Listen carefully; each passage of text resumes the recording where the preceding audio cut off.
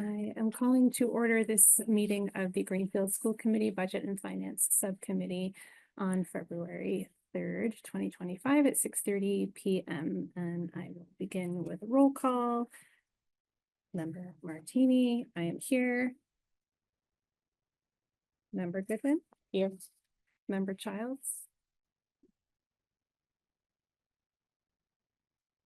Okay. Member Childs is absent for now, and I believe will be attending shortly. First item on our agenda for this evening is public comment. So is anyone present online for public comment?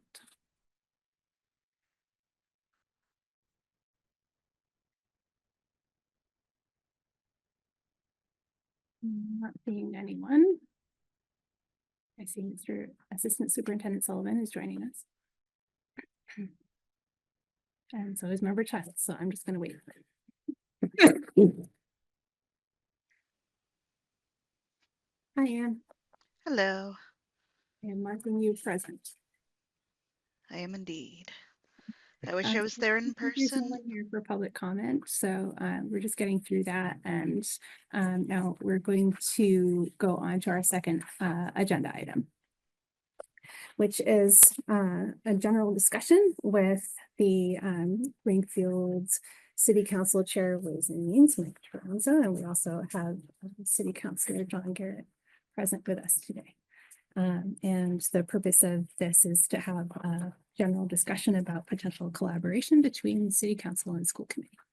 So toward that end, I'm going to flip this so that everybody is visible and hearable.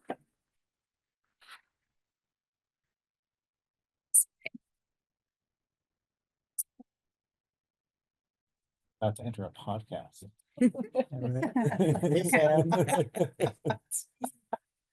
Like, subscribe. Move over so you can get on. No, you won't be able to see me. I'll go down there. This is a fundraiser. Not to you, but There, look, here we all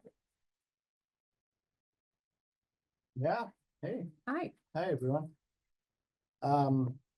Well, I was very appreciative for Gabe for reaching out to try to do some sort of collaboration between City Council and School Committee. Don't really know where this is necessarily going, trying to formulate this kind of thing for the future. Though I may not be here for it. But kind of getting an early idea, a lot of stuff, not only here, but across the city finance. The earlier we know things, the better. It makes it a more comprehensive understanding of what the public has the opportunity to hear, and then what just down the steps of how our charter has said how we're going to spend our money is discussed, and in the sake of like a better transparency, more or less. So there's no real necessarily how we're going to do this. I think this was more of a how we're going to figure this out, and what would be more appropriate. I did invite Vice President of the City Council, Garrett. He is he's been a former union president. He also works in the schools. I thought that would be apropos, and he, it's going to be on the City Council longer than I'm going to stick around. So, so you have a massive change of heart. right. So, yeah, right. So This is the kind of thing, right? Look at how fun this is. exactly. So trying to just get some sort of discussion, because it what I've seen in the 3 years prior to now is something that could be possibly remedied by having early intervention, if you will, in some of these discussions, even before before it reaches the mayor's office. We do this with capital committee, right? We get all the capital requests from the departments, and then it gets kind of looked over with an advisory kind of board, and then suggested. And granted, it's not always what the advisory committee says. The executive branch always has their vote and how they're going to present the budget. And same thing here. I don't want to think that we're gonna, reinvent the wheel by doing anything, but I think any kind of advanced collaboration, whether it be one meeting, two meetings, however we figure it out, it was worthwhile to have that information ahead of time before being essentially presented rather information kind of after the point of no return. So it was kind of the idea of saying something about this in the fall. And I'm very grateful that for the great response in being asked to come here to either, whether it's just to sit in, whether it's we have a back and forth where we have questions, and however we can make this as streamlined as possible. Thank you for coming, and taking my call and kind of diving into a relatively uncharted territory here. For background, Chair Johnson-Musad took note of City Council President Wondolowski's interest in increased collaboration between City Council and School Committee, and sent out a request for us to kind of broach that topic and see if we could come up with some ideas. So that's what precipitated this, and I think it would be excellent to increase communication and collaboration with City Council and forge a more cooperative, closer relationship in the future. So this is wide open. There's no right or wrong answer about how to do this, I don't think, or maybe there is, and we have no idea which ones are the wrong answers, but we will try not to mess it up.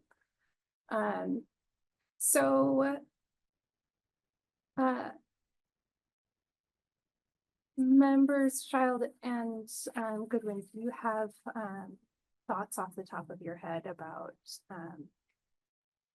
this potential collaboration and what I think you brought up something that, as a taxpayer, and it's just somebody who lives in Greenfield, that I really care about is transparency.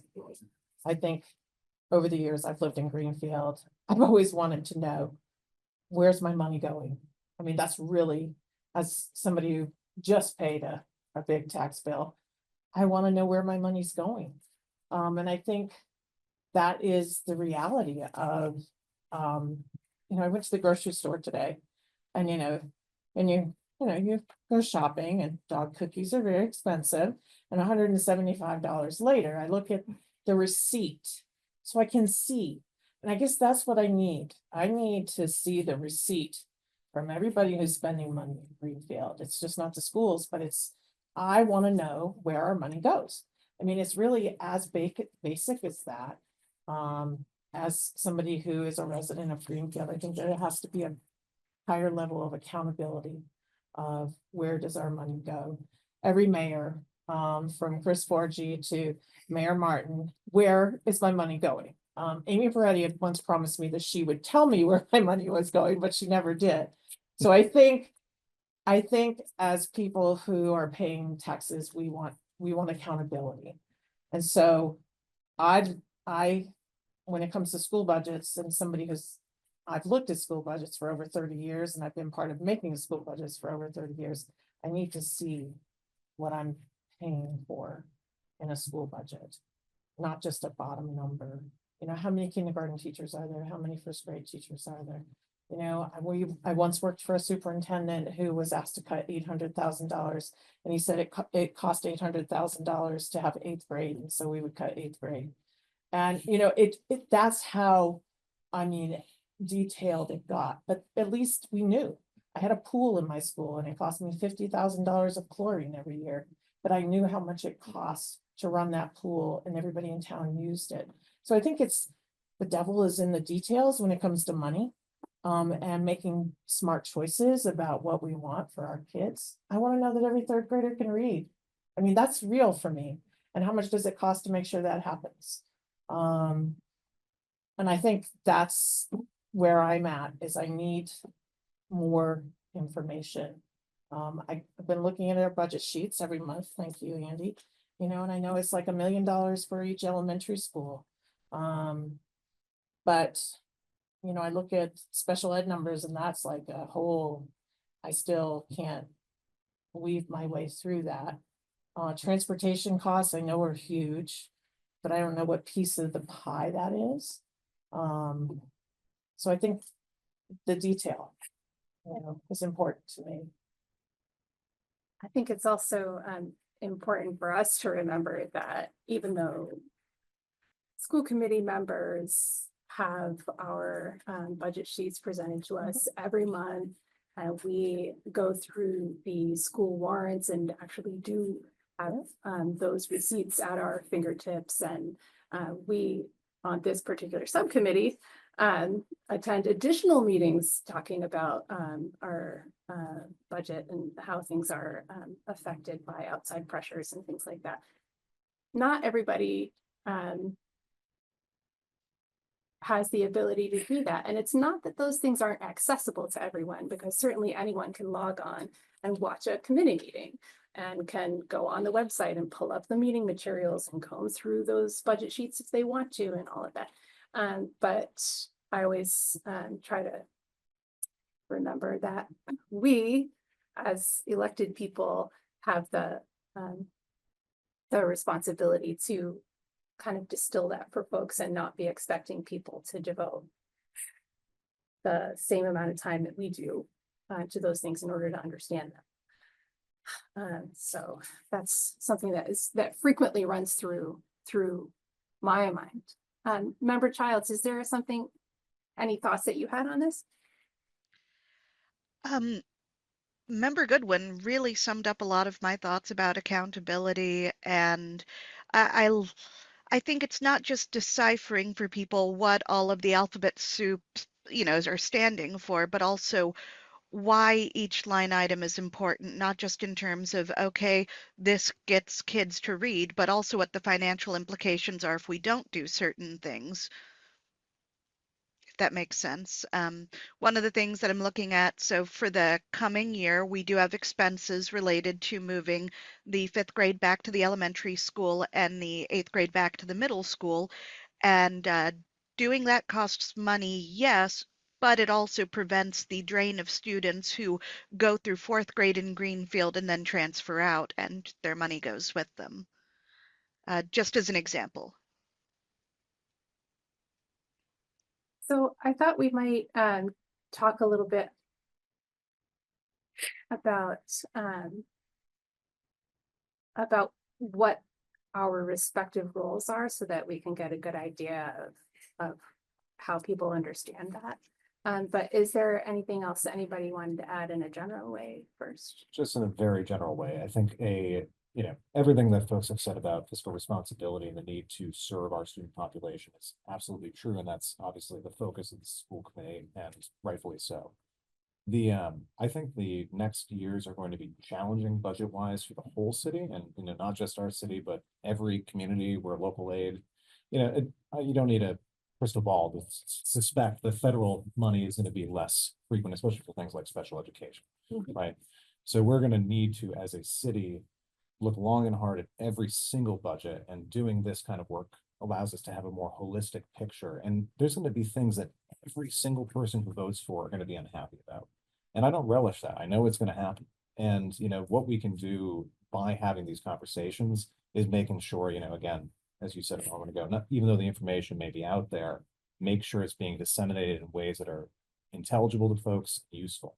And for us as members of the city council, with your budget, it's the only budget where we can add to, but it's also with every other budget, we have the choice to either pass it or cut it, right? Like we have relatively limited authority as a legislative branch, but we do have the ability to be a public forum, and this public uses us as such, rightfully so, because it's the most readily available one with the biggest audience.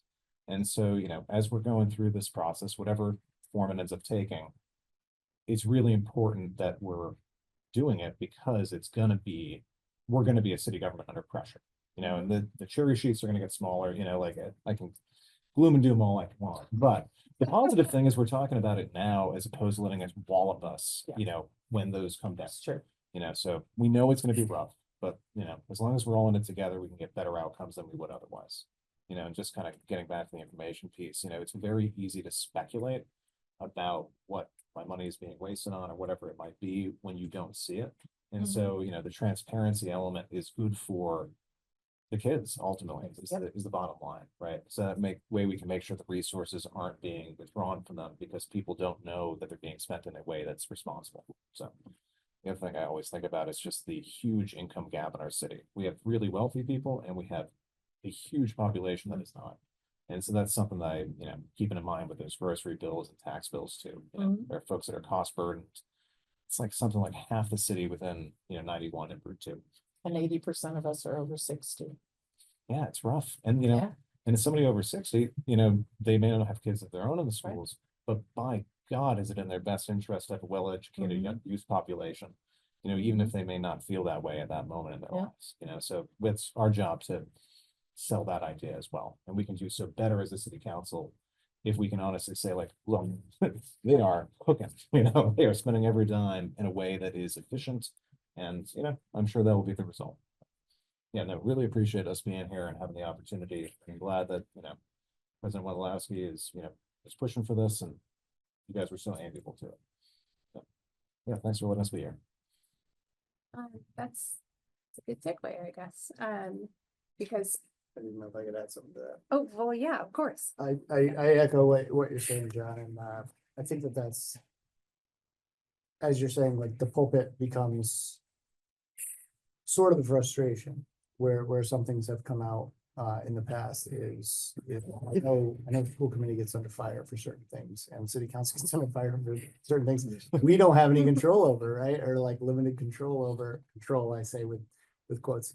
And it is in that spirit why I will only speak for myself on this one, why personally frustrations have come out is because it would be easier if, and again, I've said the same things that you've said I've said this every year that I've been on Ways and Means, which is all the years I've been there. And I urge other city councilors, I urge the public, if you want to know information, watch what's happening. And, you know, we do record these things for a purpose and go back and watch them. And even on like, I will not invite you guys for another capital presentation to Ways and Means because you already did it, right? You did it at Capitol. We were both there.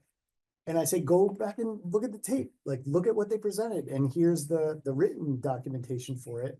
I don't want to waste anybody's time in having to, and I know people hate when I say that word, but like, I don't want to waste anybody's time. Whether you're salaried or whether you're a volunteer or not, I'm just not in the spirit of that. Is if the information is out there and it's attainable, go get it. And we can all get it at that point. And if you don't, well, then that's on you. But having that availability to answer the questions that do come to us that pertain to the schools, that pertain to the budget, having this kind of, you know, dialogue is important ahead of time. So that folks that are, you know, we tried this last year at least to you know, you get beat up at city council public comment, and a lot of the questions they have nothing to do with anything we do. So I'm like, hey, how about having you know, this is 2 years ago actually, why don't we have, you know, sounds bad, but why don't we have the mayor up on the chopping block, right? Like ready to take these questions because they're really asking questions of the executive, or they're really asking questions, like directing people to where these questions are. And sometimes the accessibility of those, like readily available for people to know which person they should go and bitch at, so to speak, or grieve at, isn't always clear. But also, if there's anything that we can offer without somebody having to go to do that, it is helpful when we're responding to constituents. And it can't just be a very quick, like, well, this is what we already know this because we were there, or we heard this, or like whatever. So we can kind of maybe calm it down ahead of time, versus somebody not feeling frustrated about which meeting they have to attend. We had somebody last month that was very aggrieved that they thought they were attending a different meeting. It was not that one. But side note, but just, I don't know, like having any of that intercollaboration, I think is important.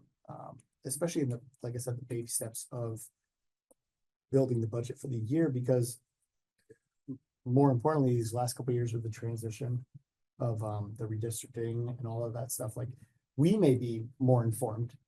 I don't feel confident enough to answer all of folks' questions that have come to me, but there are some things I am, because I've paid attention to certain things, and I can steer them in the right directions. And that's what I mean is it doesn't always happen that way, that we have these avenues to funnel information. And so any ways that, the departments can cross-govern, if you will, rather than being just like, we're split and this is my Silos. department, this is right, exactly, Silos. silos, exactly. I think is really helpful for everybody else, and it quells a lot of frustration from the public. It sure does. So, Mike, you had, when I was speaking to you the other day, I thought you had a very astute to the point way of defining the roles of school committee and city council / ways and means when it comes to the school budget. So can you repeat that? Or something along It those lines. was a genius sentence. Oh, Mike. man. Don't mess it up. Come on. You didn't tell me to record. You gotta pull out your phone and then- No, do you want to tell me what I said? Because So we were talking about this potential for some form of collaboration and the importance of whoever is involved in that and understanding what their role is and what it isn't. Because the school committee oversees the school department Mhm. budget, and that's a firm role. Mm. And It's the law. and city council has its powers that are like pretty clearly defined in relation to that. So can you just define that for people who don't know or have never thought about it before? sure. So I'm assuming what you're alluding to, hopefully, is in the way that our charter is set up, like it or not, I don't, but for the record, all of the department budgets are usually every budget but the schools are separated into two branches, which are salaries and wages and then expenses. And you've probably heard me say this, if anybody's heard me say it ad nauseum. We can only give bottom line numbers for either of those two things. In every other department, the school, so we can say, we don't like what you're doing. We think that you should, we ran into this with the police years ago, people wanted, certain members to be excommunicated, for lack of a better word, out of the police department. It wasn't going to happen. It was some of us, including myself, made it very clear that's not how this works. And when you cut the budget from salaries, oftentimes it cuts from the bottom, which is unpopular, of course. The same thing with expenses. You can't say which things you want. You can suggest which things you want cut from the expenses, and it can be an unpopular expense. And hopefully department heads will listen to it. And I think that's where I was getting at. In regards to the schools, is we don't have the two branches of coverage in the city. We give a one number, and that's it. And as Councilor Garrett said, it is the only budget that we can actually increase, which we have. 2 years ago, we had quite a bit. And found ways to balance the budget better for the schools because of the need that was there. We can't always do that. It's probably hardly gonna ever be attainable again. But that in mind, I've been very vocal about this, even with capital, with some of the expenditures. I hate to use them again, but the police, we had some trouble a couple years ago. If you granted money and you've gotten suggestions and you've gotten the feedback from not only your own committee, but then from the city council, from the community members and whatnot, and we're not all in the day-to-days, and we know that. But if folks don't see, if there's suggestions that are made and then seemingly ignored from any department, I use the words, and I'll say this again, good luck next year. Like that's really what it comes down to, because people get in their minds, they get reactionary in their response when they don't see something come out the way that they thought it was intended or the way it was described to them. So if they like, no, if they hear, no, it'll be fine, and then it's not fine, that's when I say the words, I'm very blunt, if you don't know me, good luck next year. Like they're going to see those, and we see reactionary stuff in the feds right now. But those are the things that I caution about. These are why, like, I think the talks are important on a subcommittee level, on a collaborative level, even if it's, crossing the streams. That's normal, I think, can help with quelling some of that reactionary response, because it can be more explained and better explained, and not hearing words like, well, stay in your lane. Like that I don't think that's ever worked for anybody ever. It's definitely never worked for me. You tell me to stay in my lane, the first thing I'm going to do is get out of my lane and come at you. But like, so that's where the impetus of this comes from, is to not have those kind of reactionary responses from the community or from other, public bodies. Is when someone asks, like, well, why? Like, not just, I hate to use it, but you can't say because I said so. Like that doesn't work. Doesn't work with kids, right? Certainly doesn't work with adults. So I don't know. I don't know if that helps with what you're asking me, but like that's kind of where the roles, to me, we have to explain ourselves when we're making our recommendations or our full budget bottom line. And I don't want to hear from, personally, I don't want to hear from any, that was very offensive actually last year, I will say, just clear the air. I hadn't heard that from any other department, and then I heard pretty much like none of your business. And I said, well, actually, it kind of is my business. And I felt pretty pissed off about it, to be honest, because I had worked very hard with city council the year before to improve the budget that was cut in the only department that I could do it, because I give shits about the schools.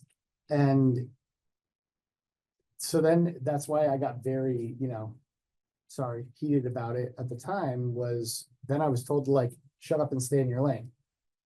So that's, Mike, I'm really sorry that happened to you. It is, I yes. don't know what quarter it came from, because you and I did not talk last year. Correct. I did not go to city council meetings or Ways and Means last year, which I did the year before. But the year before was really, it was an extraordinary year, because we needed to settle contracts that would enable us to be competitive and do something about our chronically non-competitive compensation in this district, which is harmful 18 ways from Sunday. Mm. Here, and so there was more communication, I guess, in person that year. But anyway, last year, the only city councilor that contacted me about anything related to the budget was Mr. Master Totaro, and we had a lengthy talk about it Mostly buses. prior to the school committee's approval of last year's budget proposal. So to explain for folks who don't know, very briefly, in the interest of time, what the process is on the school side for budget development is, I want to explain that the school committee puts in a great deal of work over a long period of time, in which the development of the budget features on a regular basis. And like I said before, I know that everyone doesn't have the time to watch every school committee meeting, but I do want folks to keep in mind that the committee is thoughtful, and we put in a lot of time and a lot of effort, and our this is the only, department in the city that is essentially overseen by an elected committee like this, and that's because it is so important. So I think that the committee's decisions are thoughtful. Budget and Finance as a subcommittee has been making a concerted effort over the past year to improve our process so that it is more collaborative, more directly informed by stakeholders as to what the committee's priorities are in the budget development. And I feel pretty proud of that at this point. After we're done with this agenda item, we're going to talk about the development of the upcoming FY26 operating budget proposal, and you'll see how it is firmly connected to the feedback that this subcommittee actively went out to solicit from people who have a big personal stake in this school department. And I hope that that is going to help illustrate for people what Member Childs was saying about why each of our budget items is important, rather than more of a statement of what the school administration thinks is important, which we have to put a great deal of stock in because they are our school administration, and we're very lucky to have an administration that is led by someone who has a long-standing, deep knowledge of the district. So we have to put a lot of faith in that. And at the same time, we have to make sure people know that this budget is developed based on what our stakeholders tell us is important to them. So that's the type of work that this subcommittee has been doing this past cycle. We have held 8 more listening sessions than we ever had before, which was 0, about the budget development, and have planfully gone through the process of connecting what the people of Greenfield wants to see in their school department with what the priorities are in the development of this operating budget. So these things are going to be super directly connected. That doesn't mean that everyone is going to understand everything that the school department decides to do with this budget, because there are things that need to take place in the running of a school district that most people never have to touch on. in their life. And as a committee, we are gonna go ahead and decide to prioritize those things, even if most people don't understand them. Because as the school committee, we are familiar with the needs of the district in ways that other people are not necessarily. So sometimes we might make a choice that isn't popular, but is necessary in our view. And that's not to like stick it in anybody's eye, but because we know something is important, and that's the way I'm not maligning the way that past committee members have done their duty by saying any of this. I'm just explaining from my point of view what budget and finance has been trying to do over the past year to improve the process. So you'll see we have had a lot of public engagement this year, not directly with city council, but that's on the table now. But a lot of engagement with the public to inform this budget. We have established voted school committee budget priorities for the first time. And those are now living out into this this budget proposal, which has yet to be made, but the superintendent is going to be presenting to us this evening about how that budget is shaping up, which is imminent for publication. And the subcommittee will be making a recommendation to the superintendent this evening as to whether or not to forward this budget recommendation to the full school committee at our next meeting. So that's where we are in our little process. And also this year, we now have an annual budget development calendar, which is posted on the website, which elucidates for people when things happen in this budget process and from what quarter do they happen, because not everything comes from school administration or the school committee. A great deal of this is affected by the state budget, and then things that the mayor's office does, and the city council, and all of this eventually sort of weaves itself in together into the budget that we end up with come July 1. Right, but it's complicated for people to understand. So the budget development calendar of the school committee now elucidates those time periods, and as far as we could know them that far in advance, specific dates. And then it is also paired not just with the dates and times, but with frequently asked questions that elucidate for people exactly how they can have input at different parts of the process. So that people feel really empowered by that. And lastly, it includes the committee's budget development policy, which we ultimately have to follow. We've done a lot of work on this subcommittee to flesh out that process this past year and really live that policy by increasing our stakeholder feedback, by having this budget development calendar, which is part of that process, or part of that policy rather. And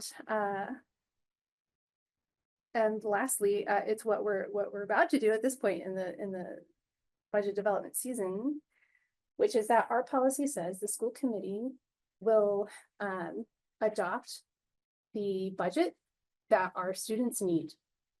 That's what it says that we will do. That does not always line up with the other pressures that the city is facing. And that's where this sort of year-to-year tension always sort of peaks, right about now. And then things get figured out over the next few months, and then we go into our new cycle, right? The school committee is charged with that responsibility. We have to propose a budget that represents the needs of our students. And our policy says that we will be cognizant of the needs of the taxpayers of Greenfield as well. And the bottom line is that the school committee needs to propose a budget that meets the needs of the students. So I hope that I guess I have a question. I'm sure As I'm sitting here listening. So how do you know? I mean, I read this presentation and it's beautiful and everything, but how do you know that those numbers truly represent what our children need? Well, the committee members have the opportunity to ask questions of the superintendent so that you can get to that answer for yourself. At every school committee meeting where we have our budget presentations every month, and particularly this evening, is probably the most interesting subcommittee meeting of the year, because we are talking about the upcoming superintendent's proposed budget right before it is published. So this is the prime time to ask those questions. Actually, a comment slash question. So one of the things I noticed last year on Ways and Means is, so there's a budget book which has, prior year's budgets, this year's budget, that kind of thing. And, for many, many of the departments, it was pretty intelligible when you read through it. It's like, okay, and the departments are much smaller. So right, there's like 20 firefighters. And so you can see each of them has this salary, here's their title, and this is what they got paid this year, and this is what they got paid last year. And so you can read through it and compare apples to apples. And I found, and this was true during contract negotiations too. I'm sort of asking for the school's budget and getting handed, use the word mimeograph because I'm forgetting photocopied, just sideways, like budget spreadsheets that meant absolutely nothing to me. Absolutely nothing. And I had a similar experience with the school budget last year, where I'm looking at every other department, and frankly, I'm sorry I know Franklin Tech has more money and more kids than we do, but Franklin Tech's versus ours, and I'm like, I can read this and understand what it looked like in the past. And I look at our school's budget, and it was very difficult to understand what was in there. And so it would say like transportation, and again, that's where our dear friend, got into the whole bus thing, but and it would be a line item and it was challenging to parse. So, my request, and is to maybe compare it to other budgets and ways that they're presented. And, because the information could be golden, right? Like this could be the absolute best budget in the world. But again, if I'm not a math teacher, I teach high school history. I can't, if I can't parse it, then I can't make a good independent judgment without asking questions I may not even know to ask. It's not, as somebody without a Math teacher on this side. yeah, lucky. That must be nice. I don't have a CPA, it's a. So school committee is like a step or two ahead of you on that. That's great. We have talked, I don't know how many times at this point about the understandability, palatability of our budget information. Looking at a spreadsheet is really hard for people to understand. You get to know it if it's the same document that you look at every month. But if you're somebody who's just popping in, who understands that? Probably not very many people. So Andy has been dutifully providing the past couple of months different type of presentation for the school committee that still includes the spreadsheets so that everybody can see all those nitty-gritty numbers, but also includes some narrative so that things are spelled out for left brain people like me to have things put in sentences. And we've also had some, preliminary discussion about how the annual budget might be presented differently. That's not going to happen this year. I'm sorry, guys. There's not enough time to do that at this point, but it is something that is definitely being actively thought about for sure. And I 100% agree with you on that. What time is it? 7:50. Thank you. Okay, so I'm just gonna say this, I need more information. I mean, I've asked for staff lists. I asked in July, I asked in October. I was told the superintendent didn't have time by the chairperson. I have been discouraged from asking questions. I have felt like I've been told I asked too many questions. But I need to know, I need to feel comfortable with this budget. I am pro-education all the way. And I want to be able to say to the people in this town that I support this budget. But if I don't know what it's paying for, I cannot do that. I would like to see a staff list, not even anything in detail. How many kindergarten teachers do we have? How many, I asked our sped director how many paraprofessionals we had in the district, and he said he didn't know. That was, I mean, this is just like, how many people are we paying for? How many people work for Greenfield Public Schools? I mean, we should be able to compare the salaries from last year to the salaries this year. And see what, you know, if people got raises, we should be able to see what's the difference. I mean, all of that is basic math. This is not, as a math teacher, I'm just like, it shouldn't be a secret. I feel like there are secrets in this budget, and I don't like that. I want to feel like, yes, there should be slush for when emergencies happen and when that child moves into town who costs $1 million, who has special needs. But I just need to know what we're paying for. I have a hard time talking to people who say to me, my neighbors who have these delightful little children, and his wife is a teacher, and he's like, I have these high taxes, our schools are underperforming, and we can't keep a principal in the school, and I can't pay my taxes and send my kids to private school, so I'm gonna have to move. It's, parents are making hard choices, and I think we need to be able to, as a community, be proud of our school budget, but we need to be informed about what it is. It shouldn't be a secret. I just want to know what we're paying for. How many kindergarten teachers, how many first grade teachers, how many paras? We've been advertising for a para almost all year. That bothers me. So some child's not getting the support that they need. Is it because we're not paying the paras enough? Probably. And teachers can leave Greenfield and go next door and get $5,000 more. That bothers me. I'm pro educators. So I'm like, where is this? You know, how much is our busing cost? How much? So all of this is, there's so many questions that I'm used to a budget book. A book that shows the school budget, either by school, I've seen them by school or by grade, just information, bottom line, what are we paying for? I mean, just broken down. So I want to make sure that we have lots of time for questions about the superintendent's budget talk this evening. So I do want to, I feel like we should wrap this item up for now and then come back to it. I'm not asking you guys to attend every meeting or our next meeting. I will work something out. But I do want to make sure we have plenty of time for the rest of this meeting. But I want to say, in my first year as a school committee member, I felt a lot like you were just saying, Member Goodwin, because I often felt like I wasn't allowed to ask questions or was I've been maybe- actually told not to ask questions. So I sort of developed a reputation, I guess, for asking too many questions, and it became kind of like a running haha on the committee. So I really feel that.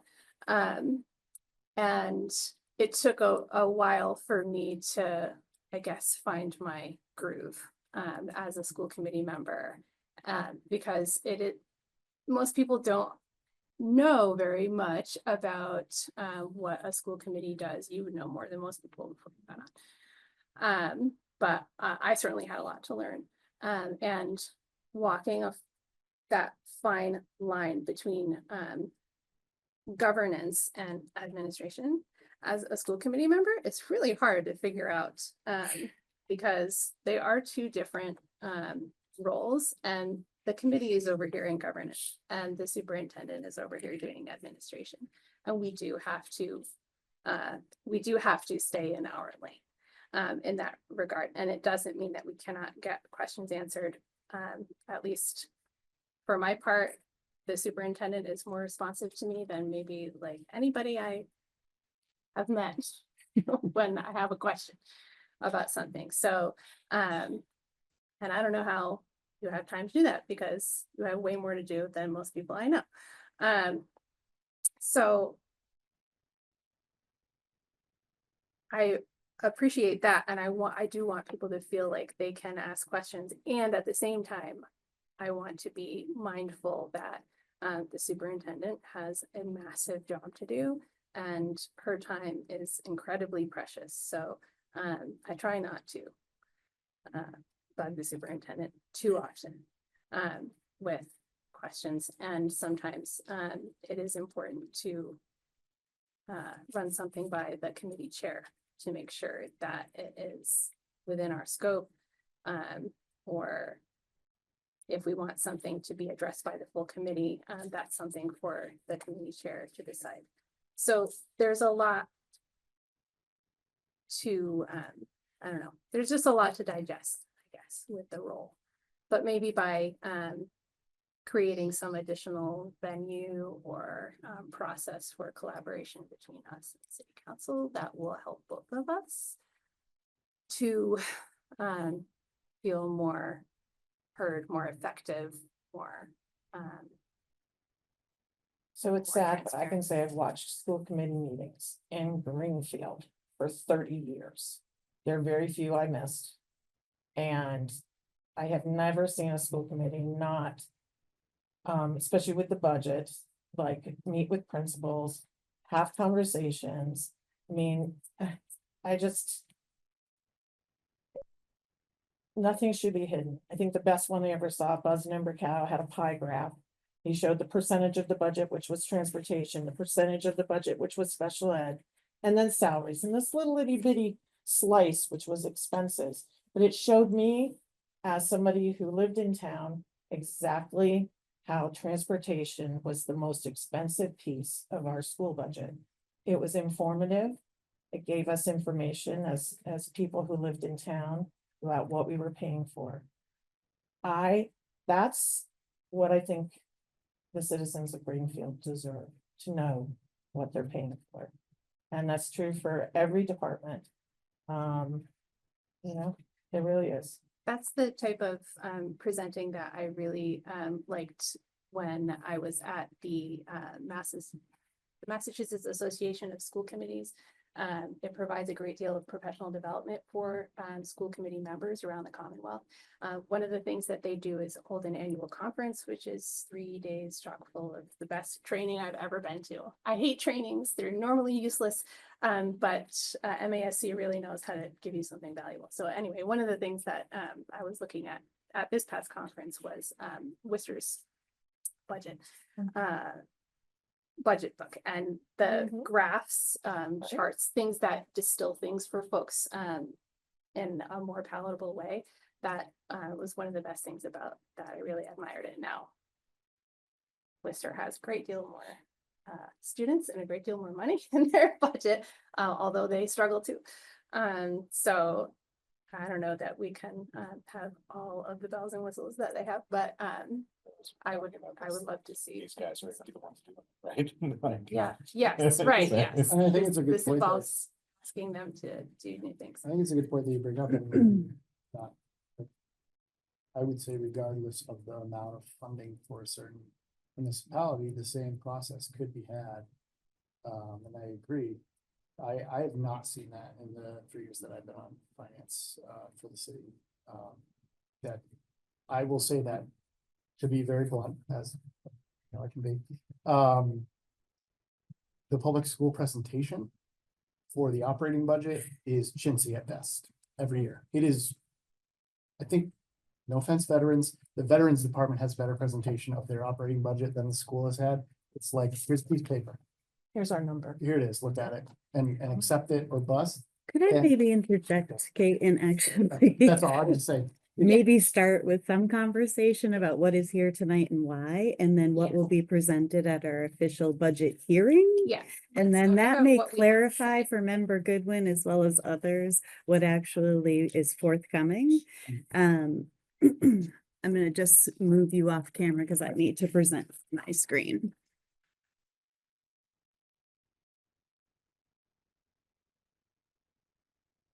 So realize we were talking about them presenting.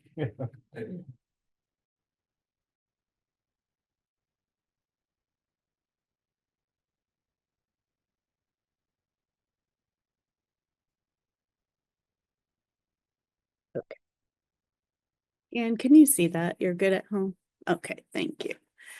What I was asked to actually create for this evening was just to give you kind of a forecast of what's coming, that this isn't the budget hearing budget book. I was at that Ways and Means Committee last year with the former superintendent, and I was with Rick Martin, where we talked about how he delineated the text line by line item. And I've been working with Andy for our budget hearing to include all of that, including pie charts, so that it's easily readable by the average bear at home, but also where you can see the employees per building. Thank you. So that is forthcoming. However, it is not available tonight. Part of what I was asked to do is just kind of highlight what the priorities were based on public feedback, but also to be delicate about redistricting, because we do have to follow some collective bargaining agreements and notifications to teachers whose jobs may be eliminated due to reductions in sections, as well as where we might be potentially moving some folks with the 8th grade going back to the middle school and the 5th going back to elementary. So we've been meeting with union leaders and trying to be cognizant of that and take care of things privately first with union members, and then be able to present that at the full budget hearing when we have it on February 24th. So what you have in front of you really is priorities that came back from stakeholder feedback, but that are really important to the superintendent's budget. And number one, you will see, is to maintain a level of staffing needed to continue to provide appropriate class sizes and programming. We need our teachers, we need our IAs, we need our staff in place to support our students. We also need to continue to fund curriculum resources, high quality instructional materials. We've started that process with ELA math. We moved into science and history this year. And with the district turnaround work with the SSOS and our district prioritization team, it is pivotal that we remain tried and true with those materials so that students have grade level standards-based materials in front of them. We also have an ever-growing ELL population, and we need to invest in curriculum resources to support their learning. And you'll see some of the data that I shared with you tonight shows just how big the skill gaps are for our L population. So we need to address those issues. We have to continue to invest in professional development. We've had a lot of talk about the social and emotional needs, the counselors with the RBTs, boots on the ground in all of our buildings, where these staff are needed to intervene with our students that are struggling still. We're still, seeing those effects of post-COVID and really having to navigate a landscape that just wasn't evident 5 years ago, and the needs for staffing to support those kids. You'll see at the full budget presentation, though, we really do need to increase our high school opportunities, and that college and career readiness has to start at middle school. We're starting too late. We're finding kids uninterested in life by 10th grade. Our dropout rate is increasing, and they're not engaging in high school. Our chronic absenteeism is high there. There's just, if you're not going to a four-year college, there's really little opportunity. So we are really trying to up our programming at the high school so that kids remain interested, that they get out of high school with a job where they can be sustaining a life for themselves and not just having minimum wage jobs. Part of the need is to constantly monitor, though. We do a lot of benchmark assessments, but only through grade 8. We're increasing those assessments so that we can keep data on 9th and 10th graders, because our 9th grade failure rate for 9th grade coursework is pretty high, considering if you look at our DART schools in comparison. So we really need to monitor our 9th graders at a closer way than we do currently. Can you explain DART schools? Oh, those are districts that are comparable in size and grade level, in not necessarily in the area, but in student population, poverty levels, low income special ed populations. I think Andy might have the 7 districts that we are in DART with that we can come back to. That's good. Thank you. Yeah, and then we have to continue to, this work that we're doing with professional development on instructional practices and reading and literacy. As Member Goodwin alluded to, we need our third graders to be reading proficiently before they are promoted to fourth grade, and we are just not there right now, and that skill gap becomes wider and wider and wider the more they age through the system. Another thing that really we're committed to, and this came up earlier in the school year, is addressing the social and emotional needs through restorative practice work, training active bystanders, really having some professional development for students, staff, and administration on different alternatives in handling discipline matters and building culture and community. What we've continued to kind of unveil over the course of the year is our need to refine and increase interventions at Tier 2 and Tier 3 to support all of our students' academic needs. We have an upside down triangle right now. 80% of our population is needing tier intervention instead of 20. So we really need to work on what is Tier 1, which is what our professional development focus has been on, and then how do we increase those Tier 2 and Tier 3 interventions to fill those skill gaps. We have a chronic absenteeism issue in district. We cannot ignore that. So we need to maintain the staff that have been monitoring and supporting student attendance. That includes our second chance bus with transportation. If you miss your first opportunity to get to school, parents and families can call us and we send a van to go get them for a second chance opportunity so that they are in front of us learning. And then as addressed, we have had a tiered focus monitoring review, and we've had a program review with special ed. And because of those reviews under the DESE oversight, we have a lot of things that we have to address per their parameters. We don't get to ignore those DESE guidelines and what they tell us to do because of those reviews. So out of some of that feedback and with redistricting, we have some additions that are in this budget this year. We need an additional ELL teacher. Our ELL population has increased. We currently have 100 students identified in district, but we also have 18 of them in grades 4 through 11, which we are in first year monitoring. So we have to make sure that they make adequate process or they get reclassified in our L population. Redistricting, moving our 8th grade back, has required that we no longer can teach science and social studies in semester-long courses. We need those courses to be full year to meet the grade level standards of each grade, especially civics in 8th grade, along with the science. So we have had to add 2 additional science teachers and 2 additional social studies teachers to absorb those vacancies for grades 6, 7, and 8 for getting that full year access to content. We also have a building-based substitute at every building in district with the exception of Discovery School, and we have added that back in. We need that person in order to cover daily absences that aren't covered by subs that aren't taking our sub jobs. And we really need those people because they have access to covering our lunch and recess duty because our collective bargaining agreements with teachers do not allow for that to be a duty that they take on. Teachers don't do lunch duty? Correct. No, it's the only place I've ever worked. Correct. Oh.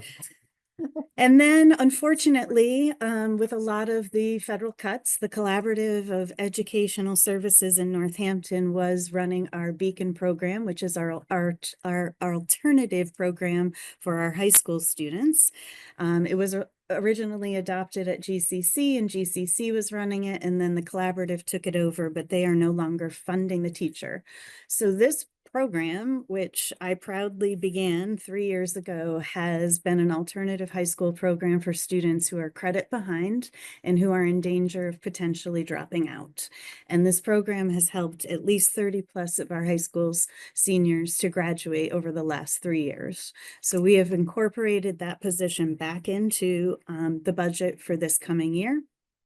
We are hoping, because that is only a half-day program, that the other half of the day could be a coordinator position where we could get students to be doing internships or work study programs and get them more interested in careers that they potentially want to be involved in and have those partnerships with our community partners.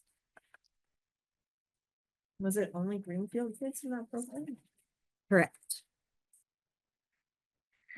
The collaborative was going to expand it to other area high schools, Mhm. and I believe that was their plan moving forward for next year, but Okay. they have since cut the program from their site. So this is not a line by line, which you will get at the formal budget hearing in February, later this couple weeks from now, but it is reflective of step increases per collective bargaining agreements for FY 26, as well as the city finance director had indicated for us to include a cost of living increase into the budget. So with those additions, we've also had some subtractions. We no longer have access to ESSER grant funding. Those additional funds ended on September 30th. We have our out-of-district special ed tuitions that have increased by $1.5 million. We had approximately $130,000 credit with Travel Cuz because we had been overcharged last year. So that was a nice credit last year, but that credit no longer exists this year. So we will be paying full price for our bus transportation with them. And this budget also does not include the fact that we may potentially need an additional bus because as part of the redistricting, we told families if they chose to age out in their elementary school or move to their new home school, we would transport them regardless. So the bus company and I have met and we have, given them tentative class lists with where parents have made those choices and they're running routes for us right now, but there could be a potential increase of an additional bus that's needed for our elementary runs. We're hoping that's not the case, but they have not guaranteed that yet. Additionally, in FY 25, we had grant funding that covered the cost of our high quality instructional materials and our curriculum resources. We do not have those grants anymore for the coming year. So in order to reorder and support those additional resources, those are back into the budget. Is this a subscription-based model for these curriculum resources? or- Some of it is online subscriptions, but also with CKLA, our ELA program, you get physical materials as well because students have individual readers. Yeah, yeah, and same with math. There's workbooks. Our Open SciEd, we're trying to at least get the kits ordered and then have a staggered supply list that's needed because the kits come with 180 student pieces and we don't have 180 students in any grade level. So we know we'll have some surplus over the course of the years. There's also been increases in out-of-district sped tuitions and really, taking into consideration that over the last 3 years or so, we've seen a 20% increase in that. And really next year, it's a 3.67 increase in Chapter 766 approved placements that we don't have any chance to argue with. We have to pay those costs to send students out of district. So we are trying to work on improving our special ed programming across the district so that we can potentially bring some students back, but that is not a quick process. And that is something we certainly have to work on. Not a cheap one. It is not a cheap one either. So, the impact though of supporting a budget, we can see there is progress being made and we have, just the effect, which I reported out at a previous school committee meeting though, on, slashing that chronic absentee rate. And if we're chipping away at it, we're making a difference. We're getting more students in school. We need to continue that work. We need to continue to have that staff that oversees that connects with families.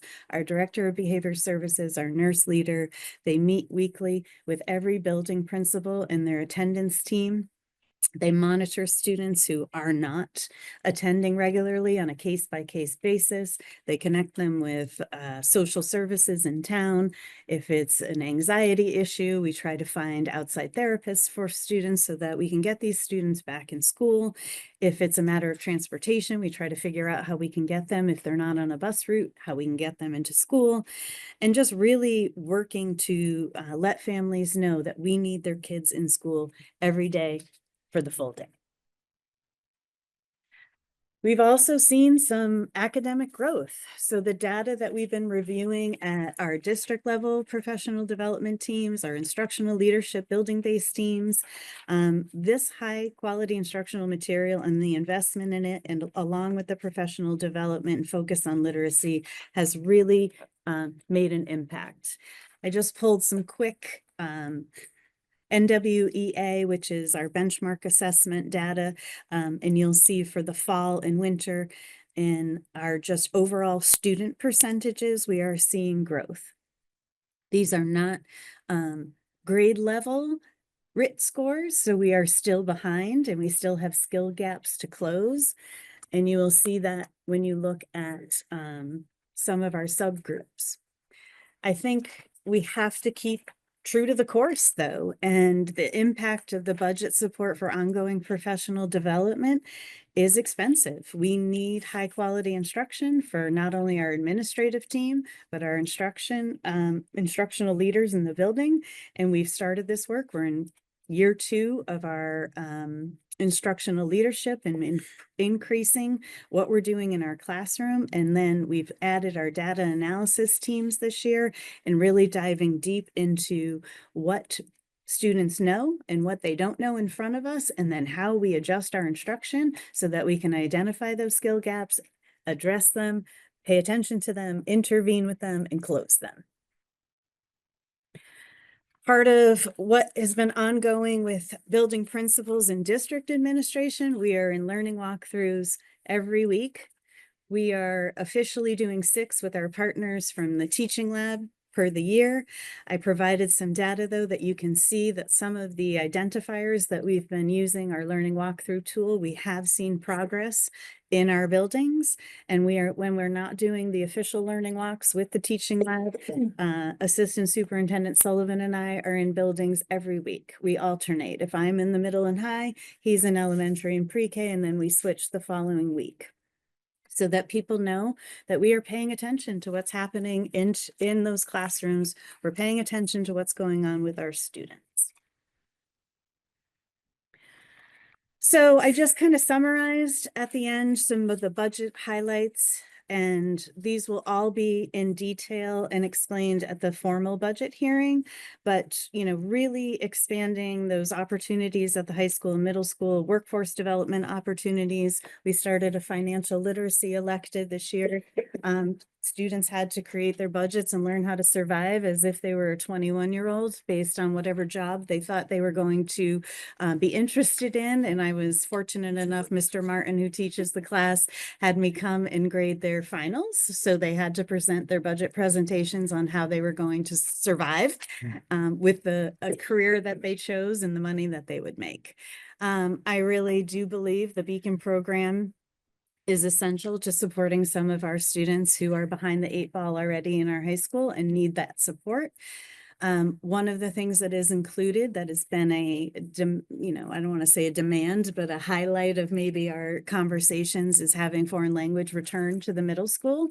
That is in the budget, and increasing those music opportunities at both schools. I had the pleasure of being at the middle school band concert that last Thursday night, and they have 47 fifth graders for the first time who've taken instruments, and they have over 100 and so middle schoolers who are actually participating in music now. So I saw Paul Calcari there, who was our former band director, and he said the future is coming is what he remarked. So, and I had to agree with him. It was lovely to see. We also still participate in Strings for Kids, which the Pioneer Valley Symphony runs at our middle school, and they've seen an increase in students wanting to access that program this year as well. Stipends to keep our extracurricular clubs going is in part of this budget as well. Our field trip funding is part of this budget as well. People want our students to have experiential learning opportunities. The stipends for the restorative practice work and getting a 0 to 5 year plan and making this district a restorative practice district is in this budget. Continued investment into high quality instructional materials. We also, as part of the work that we've been doing with teaching lab have really looked into tier 2 interventions and an additional tier 1 diagnostic assessment. So we are working with our current Title I interventionists on the core/pass. And really it is a diagnostic tool that can identify the certain skill a student is missing. Teachers can pull those students based on that skill, work in small groups, and hopefully get them to where they need to be and back to learning. And then obviously we need to continue to invest in professional development that's aligned with our district and initiatives. And through that, that stipend work for instructional leadership teams, which is part of the mandate from our district prioritization plan with SSOS. And then lastly, keeping those staffing levels to maintain smaller class sizes. With the redistricting, though, I do want to highlight, in order to fit the 5th grade back into every elementary school, there is only 2 sections of every grade level. So that was part of the discussion that's been ongoing for the last 2.5 years with redistricting work, but the elementary schools are only so big. And that was one of the caveats to moving the 5th grade back and keeping the special sub-separate programs where they are, so that we would not have to move our special education programming. Currently, base average for class sizes is between 16 and 18 next year, and that's just based on the draft schedule that we currently have. And then also that's in the budget is really this continued investment into administrative levels. We hear a lot of conversations about top heavy being leadership heavy. And I don't want folks to not know all of the work that is required by us in the administrative land as well, with having district prioritization under DESE's SSOS plan and having the Center for School and District Partnership Progress Report monitoring, along with having a tiered focus monitoring for ELL program, along for having a program site review with our special ed program, along with we've just been chosen by the Office of Refugees and Immigration to actually have an interaction and collaborative review as well. We do have a lot that is mandated by DESE. We also have about 50% of our staff who are under PTS. So they've worked for us for 3 years or less, which increases the number of educator evaluations that administrators have to actually conduct. Everybody Yep. retired.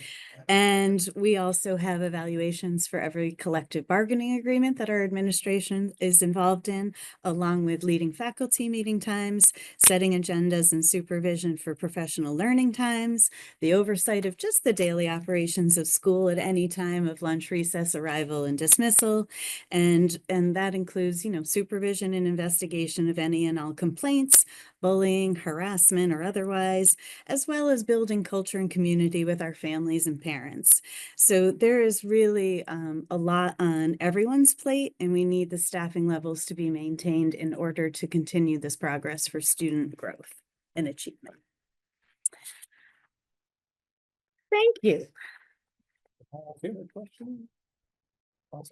Yes, but first I just want to say thank you for putting this together. This represented a whole bunch of extra work, which I, like I said before, try not to put on the superintendent if at all possible.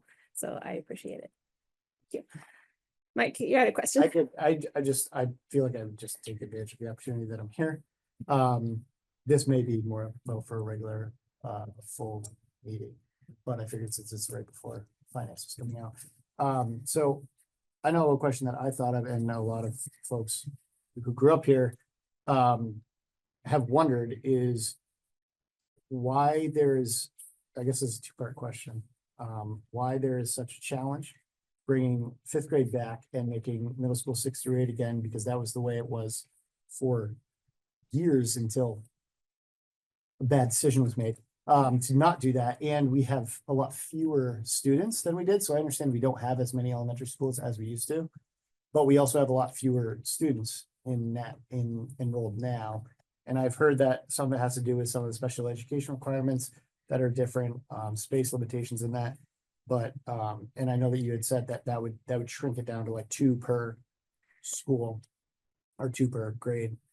I'm assuming you meant 2 per grade per school. Correct. Okay. And I mean, like I said, going to school here, like, I remember like the exact layout of where everything was, and some things have changed, but, There's 13. so 16, that like being question one, I guess, why that seems to be such a challenge if we already had the space ahead of time. I see 16 to 18 per class, that's pretty decent. And then I know that you're very aware of my comments earlier this year about, last year about, the kindergarten classes. And so I'm wondering what changes have been made as far as, I know that this time of year is when you're developing the budget and you're basing it upon what you think the numbers are going to be, and have any factors been changed into that? Because obviously last year was the first year of the redistrict change. And so my concern when I brought it up was that if we have an inflated classroom size for 1 year, that's going to continue each year along, right? If everyone were to stay in district. So is there, when you're budgeting for next year and you're, obviously you're saying, well, this is the amount of kids we think, like you see the amount of students you have enrolled in 4th grade. So you can extrapolate on how that would be your 5th grade classes next year. Even if you're, well, now it would be 5th to 6th, I guess. Even if you're moving them to a different school, you may not need to have as many buildings to house them in one, but they're still gonna have different grades and or different, classes, math and history and all that stuff. Has there been a focus on the baseline that you would think now is going to be kindergarten enrollment on numbers you have, and then also recognizing, and this is where I was saying, I think something might have got missed previously, was that is going to be the grade you're going to have the biggest variable coming into the year with late enrollment. Like you're probably not getting, you may get a couple stragglers late enrolling in 4th grade because they moved into the city. But kindergarten, not everybody knows to register for pre-K, and right, they're all gonna do it last minute. We're a society of procrastinators. So like, even though you say, pre-reg starts in whatever, March and goes through June, I can probably say with a good deal of certainty, you get a lot more throughout the summer and then even closer to the end of summer, right before school. So is that being accounted for because we have to set the budget so far in advance, maybe in a better way than it had been previously? So can I want to delineate that because they're two They are two different questions. Sorry. So, in regards to redistricting, without rehashing the whole Mhm. past 2+ years, that the committee did extensive work Mhm. on that to arrive at. I mean, I'm not questioning biggest like broad the brush- redistricting. the That's biggest what I'm- broad brush is that we used to have 4 elementary schools. 5. And Five. now we don't. So But that's what I'm saying. We also have a lot fewer students. we have fewer so we don't students, need- but not that many fewer students, and our buildings are only the size that they are. So I'll let the superintendent answer the rest of that question. But those are the biggest broad brushes, I think, Well, about we have that. about And half the students we used to have in Greenfield. Like 25 years ago. You need more rooms for like Title I. Right. Well, that's what I was ELL, saying was, special is there ed. something that's more, That's so That's, right? I'll let the superintendent get into the nitty-gritty on that. And then the second question is about how the school administration anticipates kindergarten sizes. I will say the superintendent provided detailed information about that at the September school committee meeting. I would invite anyone to go back and watch it. As to what our typical running numbers are for incoming kindergartners over the past several years, and how that is translated into a prediction, and how this past year was truly an anomaly. But superintendent, take it away. Sure. Well, with regards to redistricting, though, I think the issue is special ed rooms for pull-out services, Title I for intervention, math and ELA, along with spacing per collective bargaining, teachers are entitled to a break room that has to be in every building per their contract. So there has to be a space available to them, which constricts what else you can, where you can put certain things in the building. We have a very large special ed program that takes up space at Discovery School, which is one school that has limited space to begin with. So that's another part of the issue and part of the former committee's directive was not to move special ed programming because they are our most delicate children and in a space where they are most familiar with, and then moving them would probably be more detrimental than whatnot. So I don't know. I think you had Green River, you had North Parish. This is pre-me. And then you had, right, you had 5. Right now, for There was dates. yeah, and they were Davis Street, I posted forgot that one no longer Briefings. exists. Right now, you're looking about 200 per elementary is what the numbers are now. And that goes to my kindergarten, answer to you. Right now, we have 13, 12, and 18 enrolled. We have 2 teachers in the budget for each building. If we had to really make a decision and say, is the 13 gonna be 26? I'm not cutting it based on what happened last year.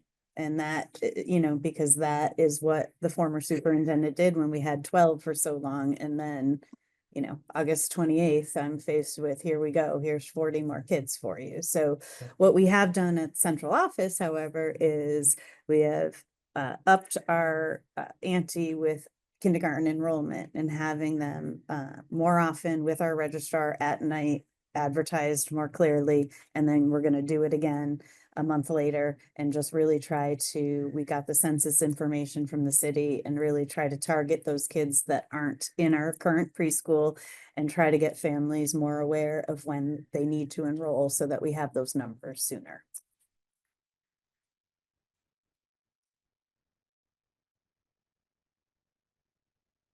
Member Childs, you've been real quiet there. Got any question about this presentation so far? No real questions about it. I really strongly support us bringing the social studies and the science to full year because I think that will help kids find what they're passionate about and want to study more deeply before they hit that 9th grade slump.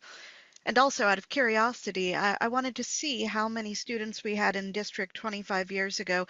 So I Googled it, and according to the AI overview, we had over 110,000 students. Yay, AI! That was the square footage.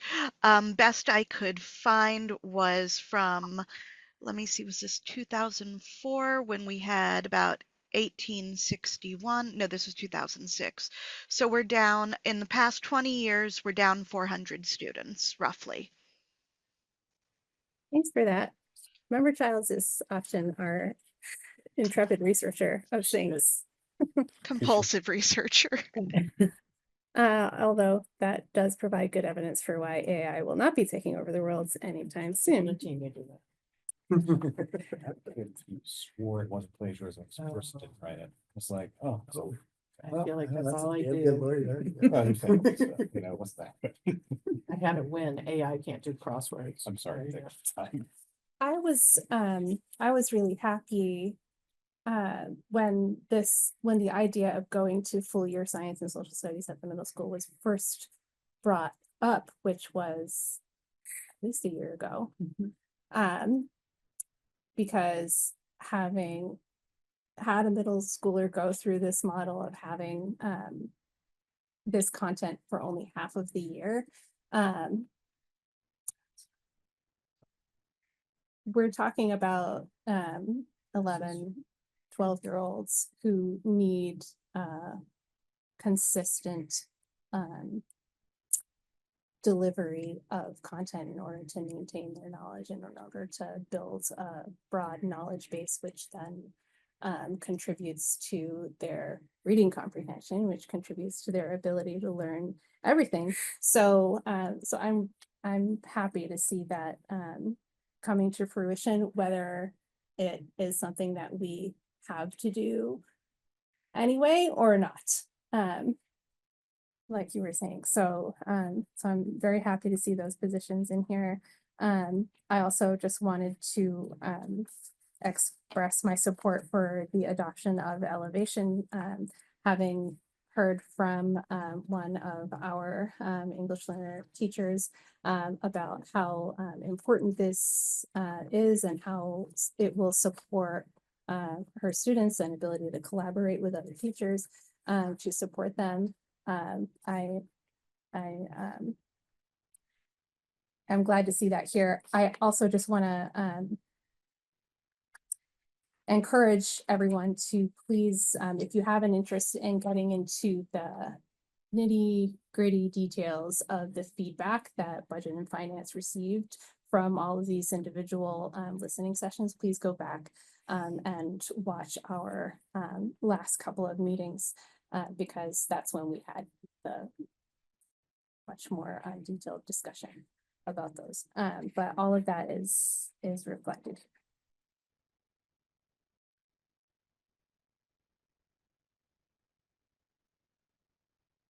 I did have a few questions. Let's see. But Member Goodwin, did you have anything you wanted to ask before I dive into mine? Well, there are just a couple like the extracurricular stipends, and we had those years ago. Did they get cut? And they're being put back in? No, what they've added is new clubs per year.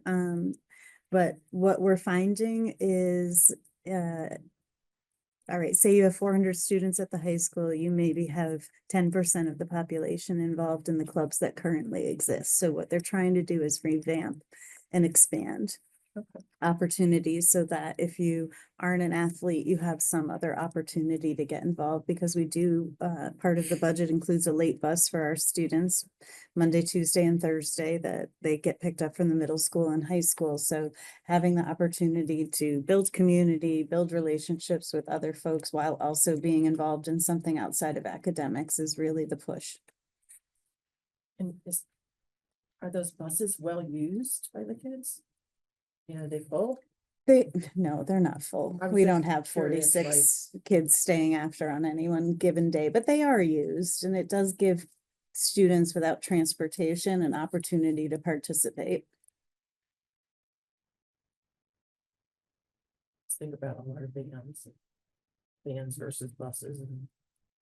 That our vans aren't in town at that time because they're doing out of district runs.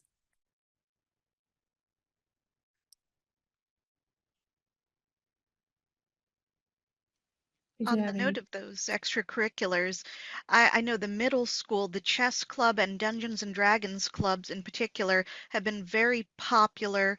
They, not to stereotype, tend to capture a crowd that doesn't always overlap with the athletics, and academically, both of them are very good for test scores. I mean, chess, all sorts of studies, and Dungeons and Dragons has a lot of math. So I like this. I run those two clubs in high school, so really, like, they are very good. Counselor Garrett approves.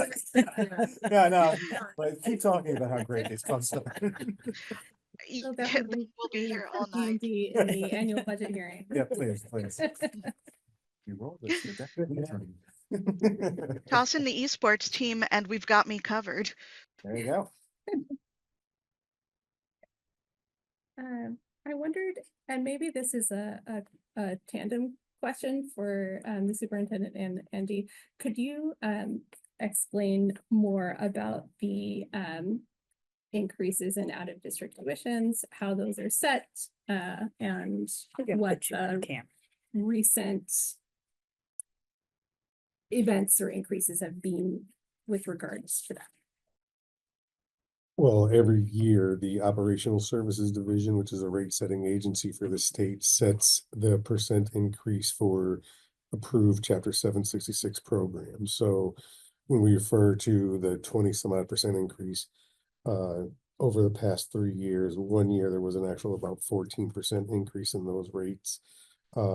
This coming year, it's 3.67, I think is what we do, Yeah. 3.67%. We have no say in those rates, that come down, and then, Mr. Messing we've had some kids come in through the pipeline that are now going to out of district placement, so that's based on the enrollments that we know as of right now. Combination of new students being placed out and the rate increase from OSD. Do we know how many students are out of district? Uh, I know that. Mr. Messing provided a He detailed didn't presentation give about us- that at our most recent He didn't give committee us- meeting if you're interested, but I don't remember the total number that it's. Yes. Yes. okay. Yes, Yeah. that's right.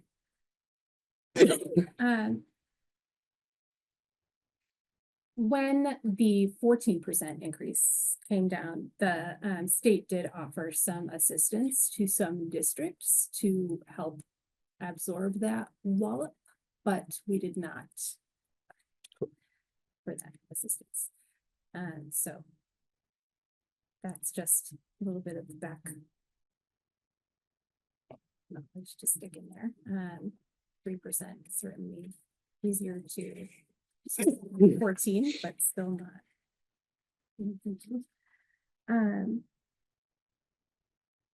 Related to that, for the superintendent, what do you think, just very broadly, are the biggest or most frequent needs that the district is unable to meet in district that we could consider tackling in the next, say, 3 to 5 years in terms of new programming or additional resources? I think our separate behavioral programs at our elementary school could be strengthened, which is something the special ed director, Mr. Messing, is working on. I think a lot of the supports that are needed, we tried to implement with RBTs this year at our elementary so that they could address some of the needs that these students come to us with. And they are not identified on any special ed track, but they do need the support. Can you I say what an think- RBT is? Oh, I'm sorry, registered behavior technician, who is specialized in dealing with behaviors and interventions and modifications and implementing plans so students have an opportunity to access their learning, but with the supports that they need. I also think too that we are trying to improve getting subs so that we don't have to use our IAs to cover for substitutes, but we have increased absences and we need to make sure that all students are safe, and we have to end up pulling some of our IAs to cover classes in those instances. So I think keeping those building-based subs and those building monitors are key personnel that help out at the building base levels, especially at our elementary schools where there is just the principal. I think in the 3 to 5 year plan, though, it really has to be increasing programming at the high school level and making ourselves more competitive. The wait list to the tech school is very high. They have a very high enrollment at this time. They have very attractive programs with the new vet pipeline opening along with their new aviation pipeline opening. And while a greenfield cannot compete with some of those, there are avenues with GCC and workforce development and working with the community college that I think are pivotal for us to take advantage of, because we could be the Google Suite, person, because GCC is offering, getting Google Suite certified and being a Google whatever. I don't know what those terms are, but there are a lot of workforce development opportunities at the college. And I think if we actually are the pipeline to that, we could attract students that want to come to Greenfield High School as well to access that may not be on the trade track or not on the four-year college track. Thank you. The need to improve our sub-rate was something that the committee discussed recently, because it is a problem for the school department to have to pull instructional aides to sub classes, because IAs are absolutely essential to certain students. They fill essential roles in a general capacity as well. And however, we have special education students who have IAs in their service grids for specific reasons. They need those people in order to deliver the accommodations that they're entitled to, and those accommodations give them access to their education. So, so absolutely, we need to be cognizant of how competitive we are for those two particular positions. And we also need to make more systemic adjustments like this new position in order to support that. Correct me if I'm wrong, and I know I probably asked you this before, but the amount that previously was paid out of grants for our curriculum instructional materials, I believe that was about 130,000 for CKLA materials. And I know you're gonna have to fill in the gaps for me. So it's about 262 last year. That included investigating history, grades 5 through 7. And then we adopted Open Sci Ed for science in grades 6 through chemistry. So that included not only teacher resources, but the kits as well. That included Eureka Squared at K-4. It included illustrative math, grades 5 through algebra 2. Mhm. And then CKLA and Amplify were also included in that. Mhm. I wholeheartedly support purchasing those materials. We can't have a one-time investment in a new instructional resource and do all this professional development that has occurred over the past couple of years, particularly with CKLA Amplify, and then let it all just float away because we fail to continue to support the ongoing purchase of materials. Our students need them, they use them up, we have to buy them again.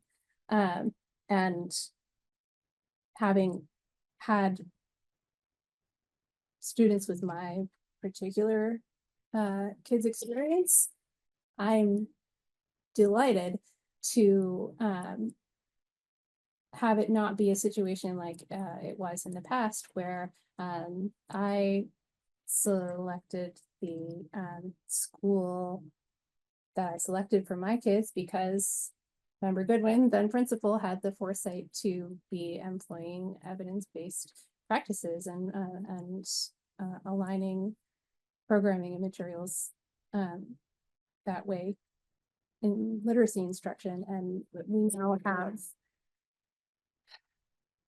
a whole district at the elementary and middle school level that is streamlined, it's consistent, it's fully invested in that. So I am 150% committed to continuing to support that. Okay.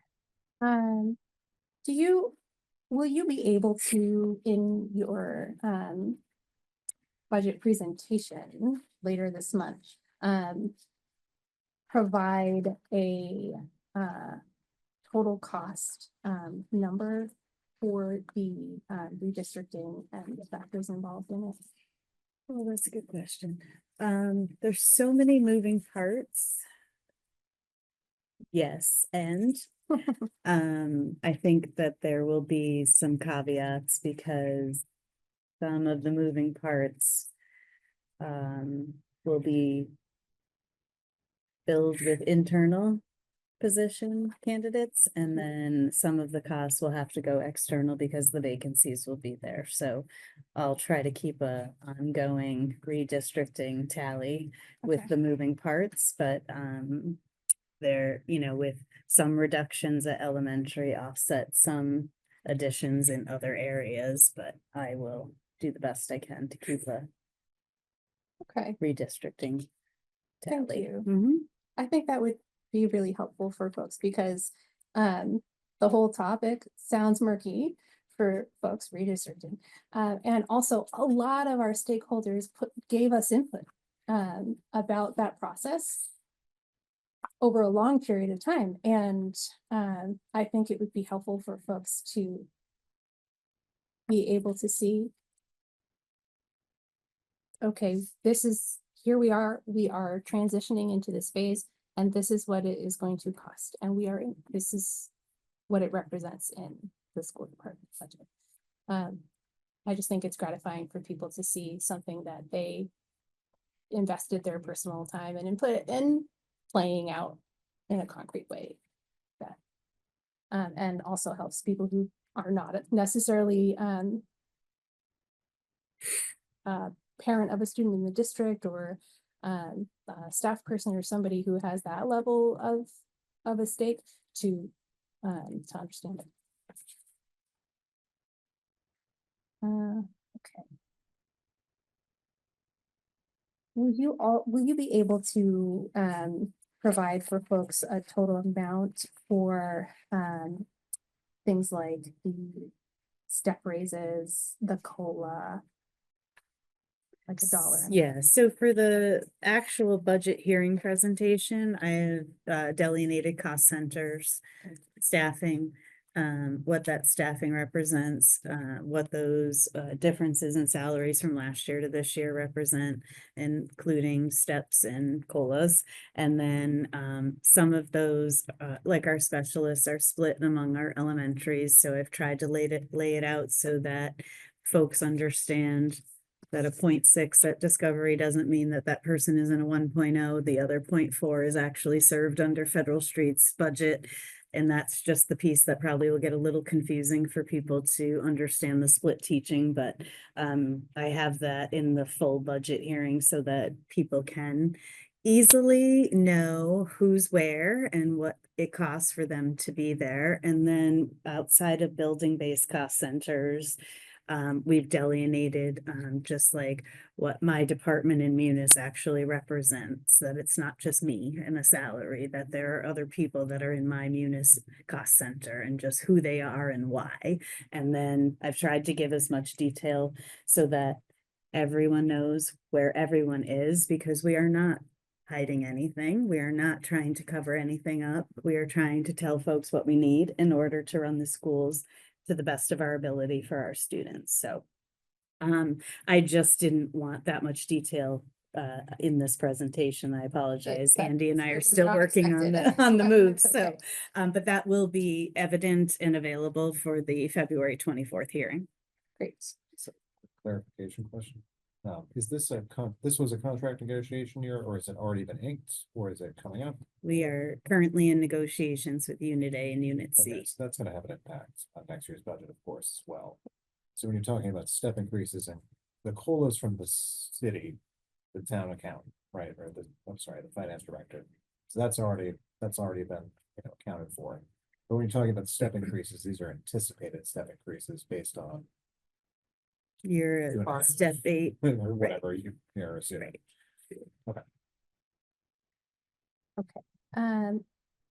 Will you also be able to provide detail in terms of the cost of the restorative justice programming that you are referencing? I would love to see that, because that's probably the top #1 thing that constituents have asked me for in the past 6 months. I can go back and find the number. I don't know what the total number of emails was, but it was a lot on that.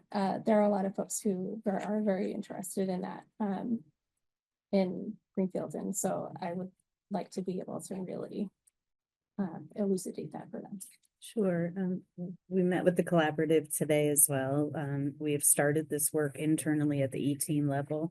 And the restorative practice committee has been formed, and our director of behavior services will be taking that over with the collaborative. So I think the costs in training are gonna have to be estimates at this point, dependent on where they decide to go for said training and who decides to be the pilot school, which is what we're hoping for in the 25 fall, is to have at least one school in district be the pilot school to launch all of this, and then have those staff be sort of train the trainers for future trainings of in-district staff, so that we don't have to farm out the training after that.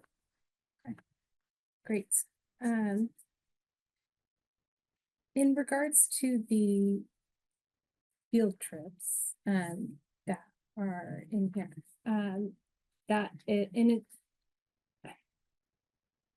If I were to put a number on, parent feedback that we got, field trips was really high. On there, in terms of requests, folks really wanted to see, increased opportunities for our students to have, high quality experiences, either through field trips or through, things that are brought in, to their schools. And, this is something that we talked about at our, previous budget and finance meetings, as being particularly important in our district, because we have a high number of students who don't have a lot of access to those kinds of experiences outside of school. So, I just wondered if that, is going to represent a material increase in those opportunities. I think we level funded the field trip lines. Andy can check. We are, the assistant superintendent, Mr. Sullivan, is working with principals though, because what we found in district is repetition of events often, where if you are a first grader and you go to the apple orchard because you're doing a unit on, apples, then you're doing it again in third grade. So what we've done with the principals is really just putting a track on field trips, so that every year you're having a different experience, having different field trips that you engage in that align with curriculum standards, but that alternate your experiences in districts, so that you have something, I'm a fourth grader, can't wait to go to blank when I'm in fourth grade, that there is this continual interest in that. We're also very fortunate that the Greenfield Education Foundation supports a lot of things that we can't budgetarily fund. And oftentimes if there's an additional field trip and we have no funding, we often will advocate to them, and they've come through for us many times in the past. Our PTOs also are working collaboratively together to make sure that funding is equitable across the district. All of the presidents and I meet and talk about, what interests folks have, so that every student can have certain experiences. They're doing a cardboard challenge for elementary now that Federal Street is going to host, but that it is open to all K-4 students. So they're trying to work more collaboratively together to give folks more experiences as well. It was great to have, the collaboration that budget and finance had with our PTOs, as well as CPAC and LPAC and, the GHS School Council. That I really hope that collaboration will just make those, enrichment opportunities bloom. Okay. Could you talk just a little about what is entailed in refining and increasing tier 2 and 3 interventions? Because that can mean so many things. Yeah, what we are finding, and Mr. Sullivan's online, so maybe he wants to add more because he's been directly involved in the core and past moves with the teaching lab, is currently the district does NWEA map testing grades 2 through 8. And then we do DIBELS in K-4, and then they do DIBELS maze in 5, 6, and 7. It's an overall composite score and not really identifying what is the skill gap that our students have. And therefore students aren't actually getting what they need in intervention while folks are working very hard to do intervention with our students. So we've talked with our interventionist group, but we've also talked with the teaching lab literacy specialist, and this core and pass adoption diagnostic would actually help us address the skill gap that students have so that we could put them into tier 2 small groups. We are looking at UFly and Lexia, and I'm just going to let Stephen maybe talk about those. I'm going to put him on the spot. I apologize, but he's been in conversations, at least with the literacy angle, on UFly and what UFly actually could do for our students. Love to hear that, because I know what those two programs are, but not everyone. How are So, you? I'm gonna turn Stephen this way so you can talk to How everyone. are else. you?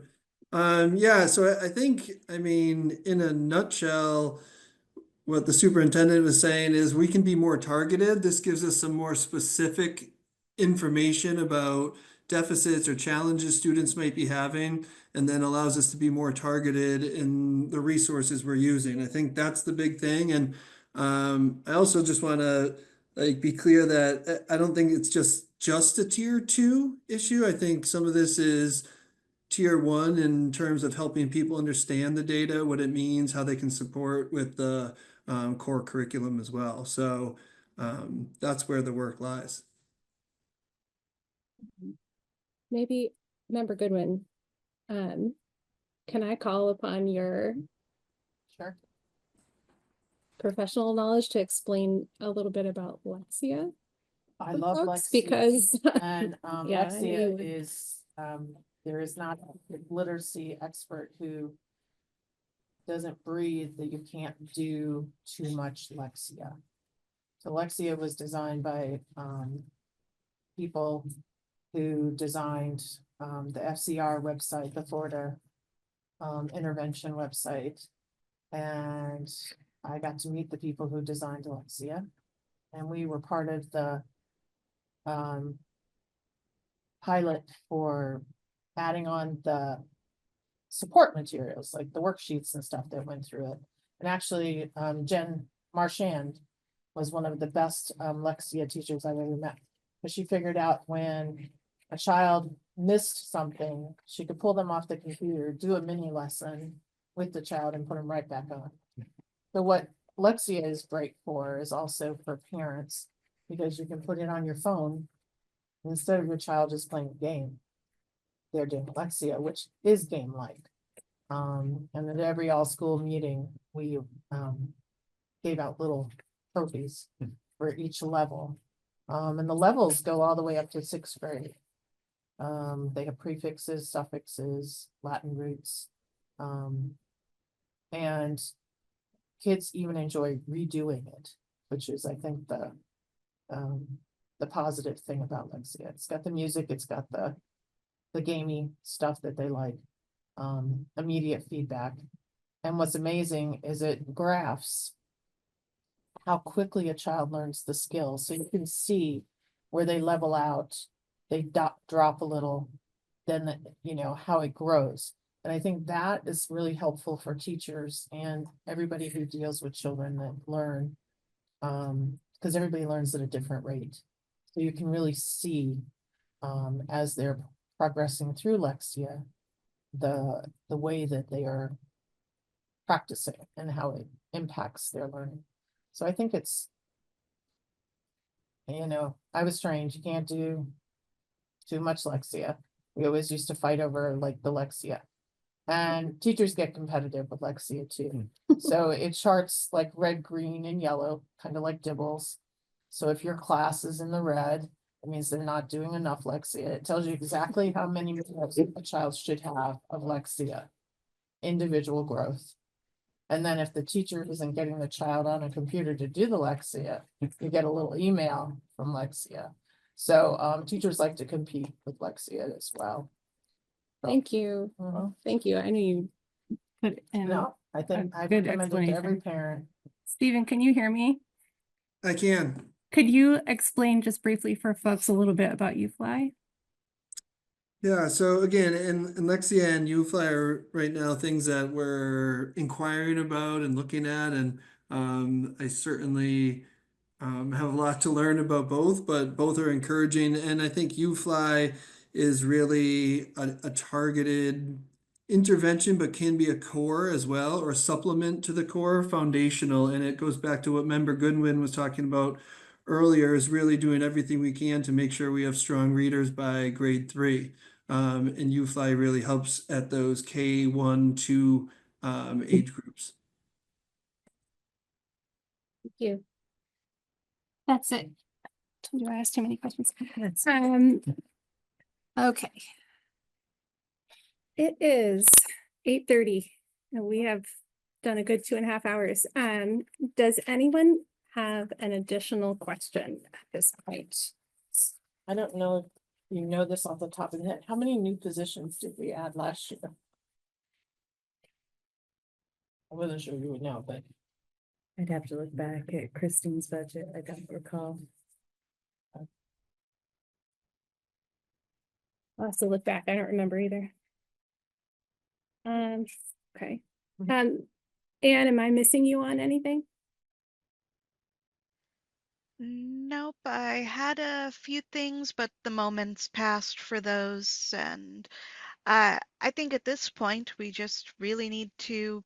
I think at this point we're ready to see the more detailed budget that's coming up. So in that case, I'm going to make a motion.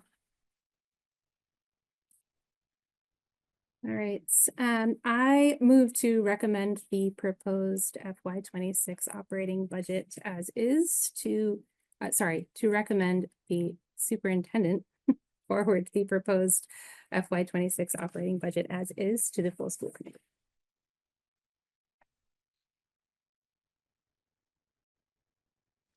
I have seeking a clarification.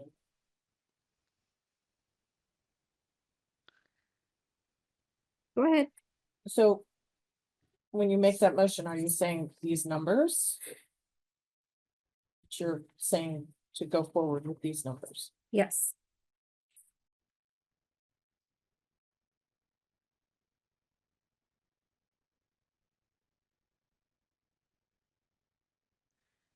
well, And you have a I'm question?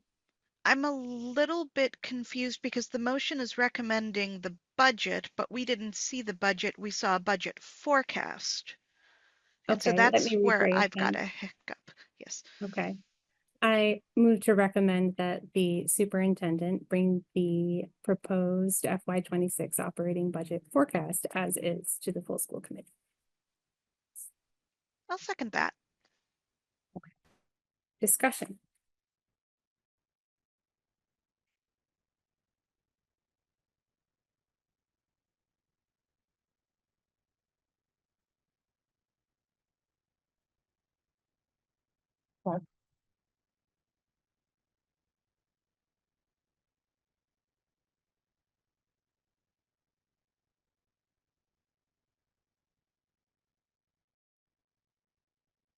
So if no one else has anything to open with, I will just dive in. I think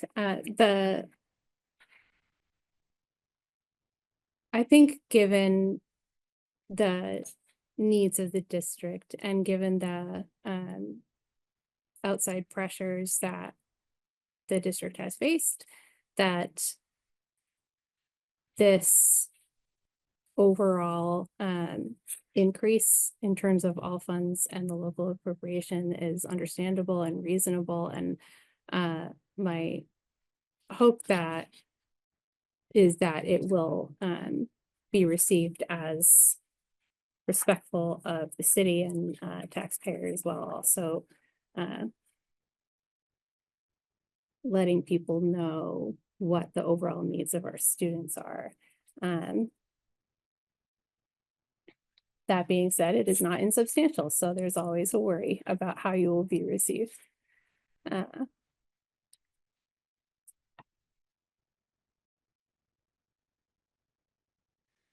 my opening thought.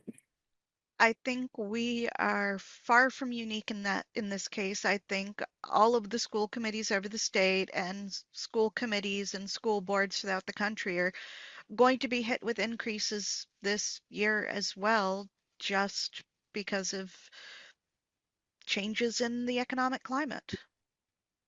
So I think it, you hate to see an increase like that at a time when you know that people are already hurting, but certain things are unavoidable. And also the return on investment for public schools is still both morally and financially sound.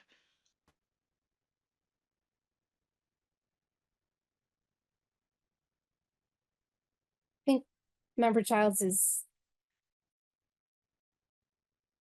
obviously correct. I think I need more information before I can support that motion. Okay, When I see the budget book with the details. I need to see the details before I can support that motion. okay. I think that considering the unprecedented inflation that we have all seen and being cognizant of the Easter funding, which has now ended for us and everyone else. Member Childs is quite right about the overall pressures of are being faced by this district and every other district. I wonder, Superintendent, could you talk a bit about how this budget was looking when you first were going through your executive leadership team meetings and what you have been able to do to bring it down?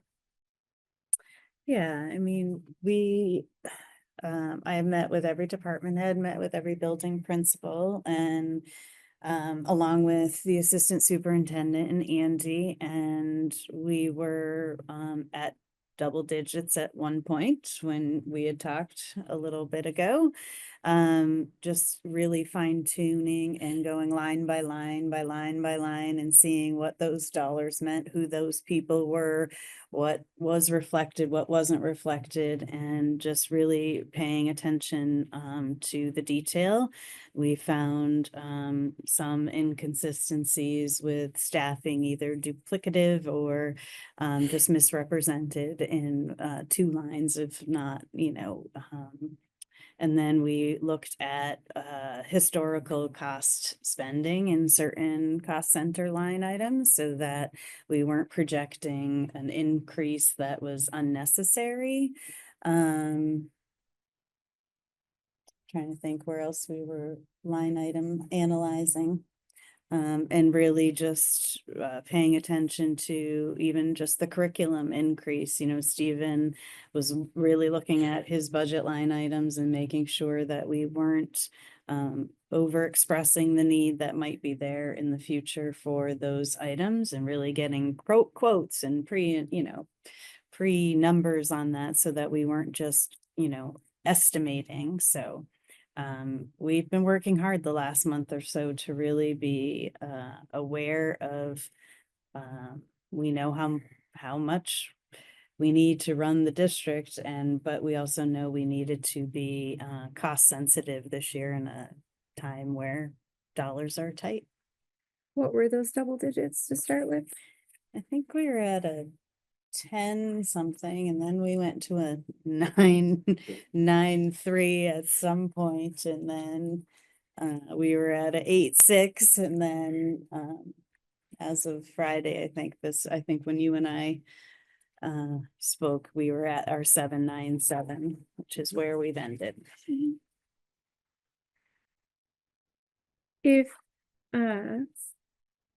either the school committee were to recommend a smaller budget, or if we were to recommend one that looks like this ultimately, and it is substantially underfunded, without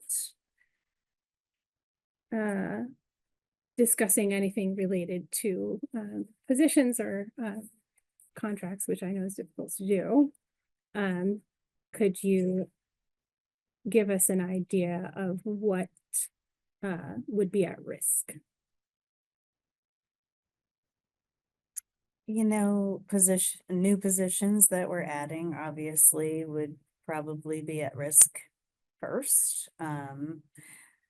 We'd have to look at programming and what those programs cost, like Beacon, you know, implementing something like that and having it on the district's dime is, you know, costly.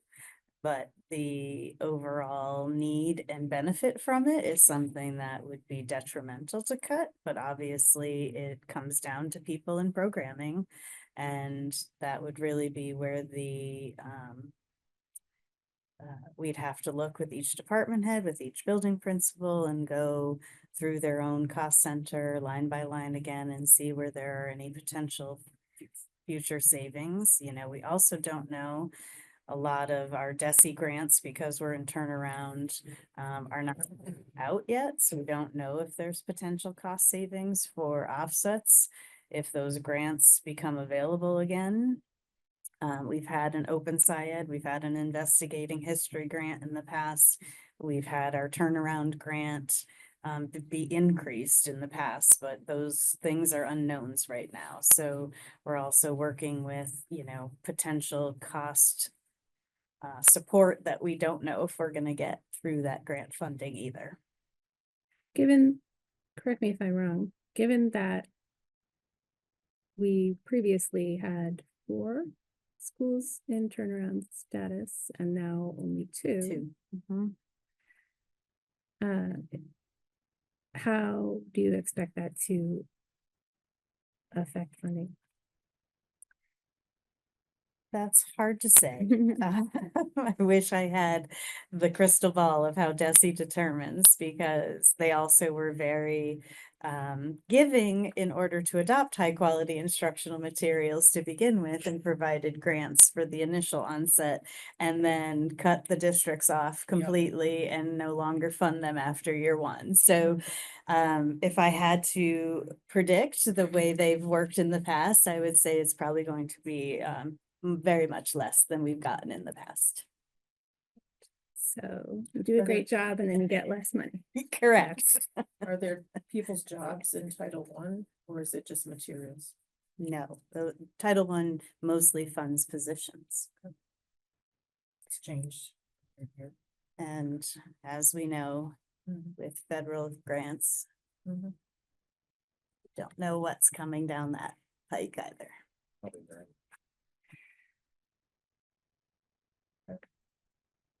Um,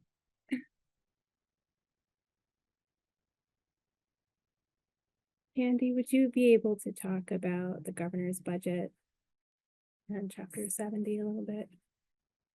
I mean, for us, the unfortunate thing is, yes, the Student Opportunity Act has increased the per pupil reimbursement rates in the foundation formula, but when we have declining enrollment, the increase that we're seeing is only about $160 some odd thousand in chapter 70. Okay. And this is probably a no. I know it's all just a crystal ball at this point when it comes to the federal level, but is there I any? apologize, 126,000. Thank you. Yeah. However, I will say though, Two that cheap science the lawyers, yeah. cherry sheet overall though for Greenfield was a very surprisingly positive impact. Wow. The net, if you were to look at the net overall positive, when you look at the revenues versus the assessments that the city is, it's a positive $780,000. Hmm. For the community, so, you know, I'll try and be optimistic. Thanks for bringing the bright side. Yeah. I do have. That Just a circle. assessor, David Green. He's out Circle there back assessing on- us. There are 6 new positions that were in FY 25, an assistant special education director, elementary instrumental music, English language learner, teacher, a float custodian, and IT staff. And then we had the human resource school committee position. 6. Thank you. Mike? Just in the sake of asking this, I know this comes up, in talks of where like recessions happen in the economy and stuff. Were those generally new positions, or were those positions that had previously been cut and now are reinstated? 2, I think, off the top of my, I'll have to double check for the notes, but at least 2 were reinstated, the float custodian and the assistant special education I didn't director know he's floating. position. What's the problem? We had cut that one Yeah. and then the overtime cost of making up for it turned out to be a mistake, so that, So I believe Got that. 2 of the 6 And were the forward new. forward. Now, how far back you go, it's like 3-5. Floated every once in a while. Yeah, but even adding an ELL teacher last year, we need another one to Right. meet service delivery, so. Great job. You have to teach kids, no matter what language you natively speak, like it's the same thing as the SAI. Yeah, and stuff, but- Yeah. Yep. Yep, I speak Ukrainian, they're all the Moldovans. Well, I came from Egypt and I've never been in a public school ever. That was the one I was like, oh. do I dare ask, if there is any,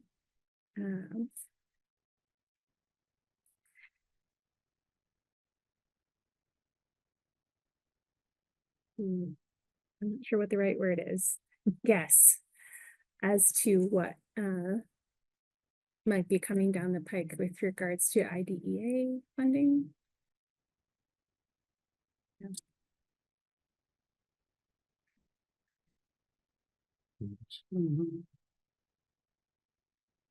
Everybody watches that one. And Trump. Sweet. Also, a question was asked about the out-of-district placements. I have the most recent 24. 24 kids. No, FY 24. 6 were in public separate day schools, 13 were in private separate day schools, 2 were in residential, and 2 were home hospital. Homebound at hospital. There's the big ones.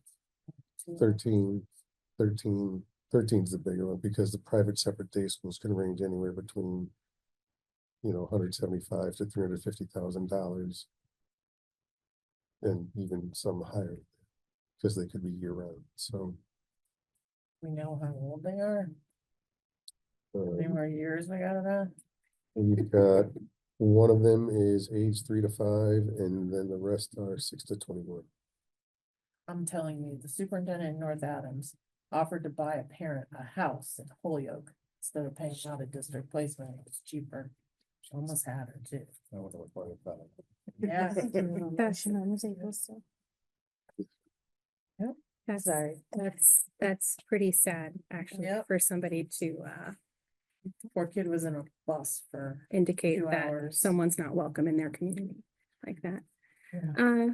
Okay, so, that's why numbers can fluctuate so widely and suddenly, when it comes to, out of districts as well, because a child may move in who happens to have certain needs that send them to some, Perkins school, which will run you a good $500,000 or, what have you, and, the district doesn't have the ability to just suddenly invent the ability to meet those needs. So, That depends though on if it's in district, then the sending district is on the hook for year 1 for the tuition. We would have to budget for it to second year. Out of state or DCF placement's a different story. We're on the, regardless of whatever it is they tell us.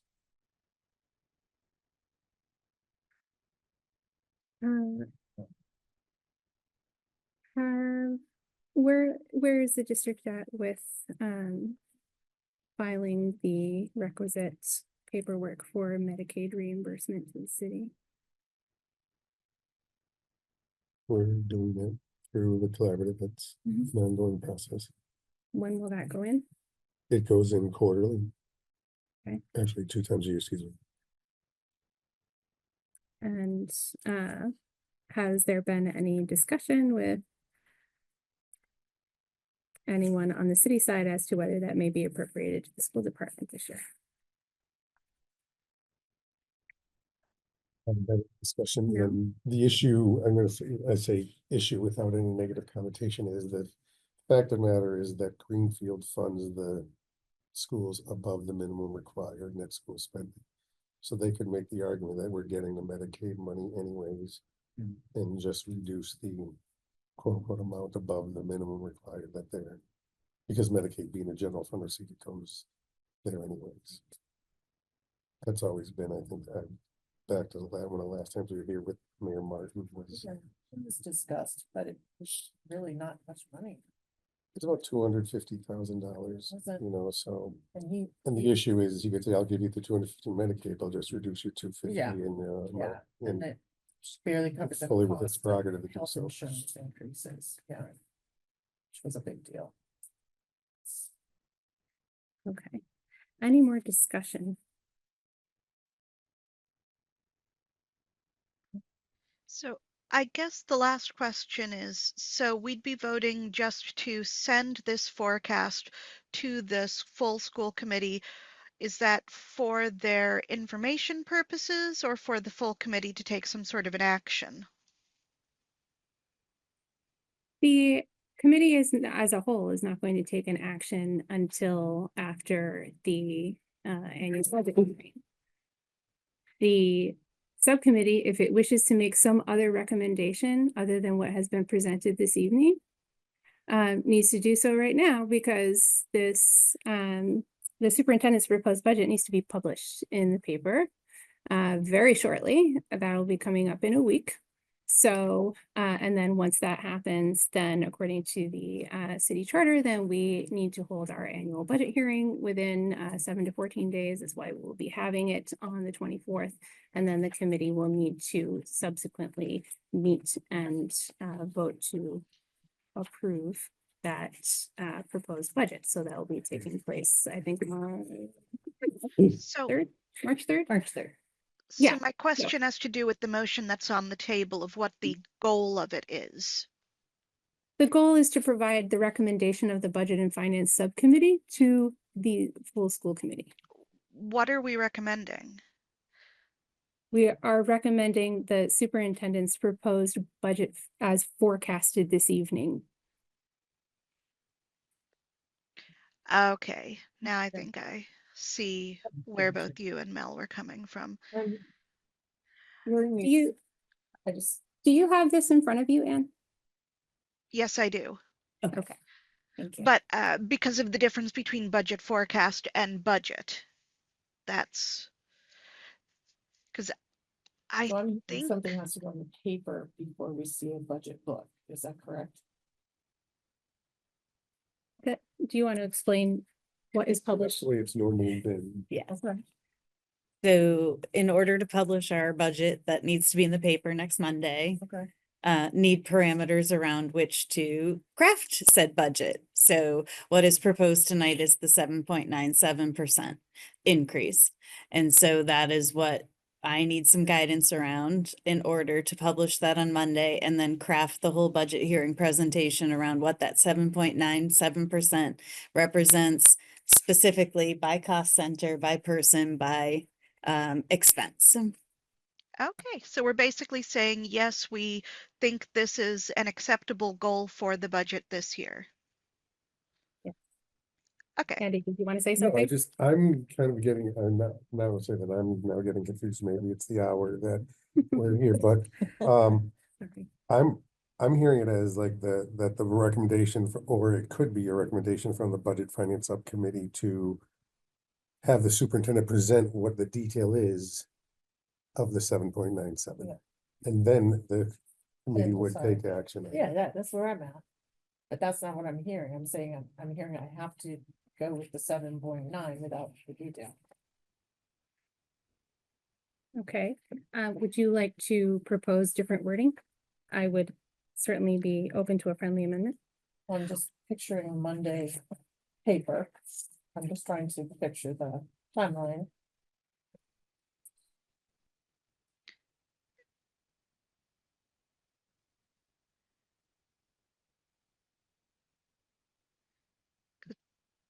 So it sounds like we need to have this approved of for Monday, so we need, but if we're sending it to the school committee is not meeting before Monday, right? Right. This would, sorry, this would form the substance of the superintendent's full annual budget presentation to occur on the 24th.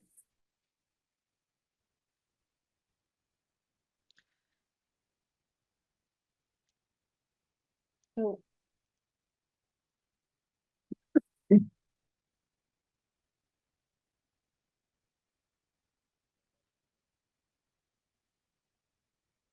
Did it sound like Mel was going to say something? yes, And I'll say so, and then stop. I just, it's just such a big number. I am curious what a level funded budget would look like, what the increase, is that 7.9 represent level funded? Everybody's in the same position, no new positions. No, that includes the new It positions. might be nice to see the comparison between the two. Is that something that's mathematically possible with your Wonder laptop? Like, if next year we had exactly the same people, everybody's the same, everybody got their raises, everybody got their COLA, what would the increase be? Versus the 7.9, which is the, I mean, I say it's doable. I'd have to I go think through it's a better the- sell to The show question, people. I guess I would say, if I may, though, Go ahead. when we look at some of the things, for example, if everybody agrees on the high quality instructional materials where we don't know as of right now regarding the grant, so that's in Okay, the budget, then we have the special education tuition increase of, overall in the sped department, it is Okay. going up 1.1 million, so I understand the concern, but I'm gonna say the quote unquote sticker shock. But it is very easy to get to the 7.97 when you look at the directive from the city finance director about an estimate for COLA. The step increases, the new positions, specifically in the middle school, there are 4 new positions regarding the redistricting. And then the transportation change, even though we have a decrease because we're using more transportation revolving account funds. But But when we get, so I guess I'd say, So- when you start to peel away at that 7.97%, it's a very easy number to get to, as scary, quote unquote, as it may but what I'm be. saying is it's really not 7.9 because of all the normal increases that happen from year to year. Right? No, it's 7.9, I go with this right here that is being presented is the needs-based budget as determined by the administration of the school district. So when asked, what are the needs from all department heads, all building administrators, it came to a 7.97%. But what I'm saying to you is, if we went forward next year, even just with everybody we have now, there would be an increase.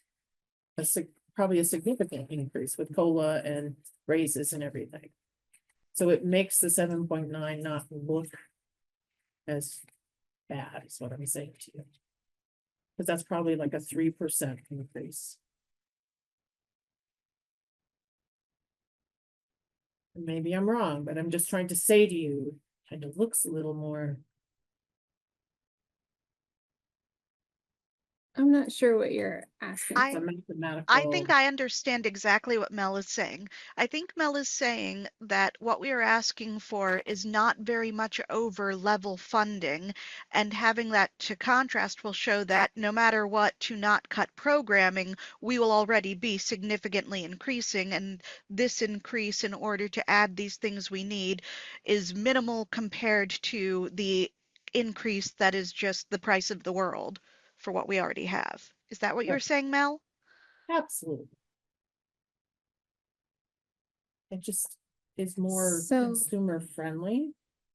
I'm just trying to figure out how to reword this motion because it's the responsibility of the subcommittee to provide a recommendation to the superintendent tonight. I don't want to have to schedule another meeting for the 10th, so, Anybody, please jump in with a friendly amendment. Otherwise, I'm going to continue working on this wording. You want me to try? Yes, please. Okay, Thank I you. move Okay, that the what do you call it, recommended budget goes forward along with a comparison of what it would cost to run our district next year, exactly as is, with raises, with cost of living, with sped increases, to give a comparison to show that the 7.9 is not as dramatic. I'm looking for a comparison. okay, hang on. I'm working that in. It's about consumer understanding.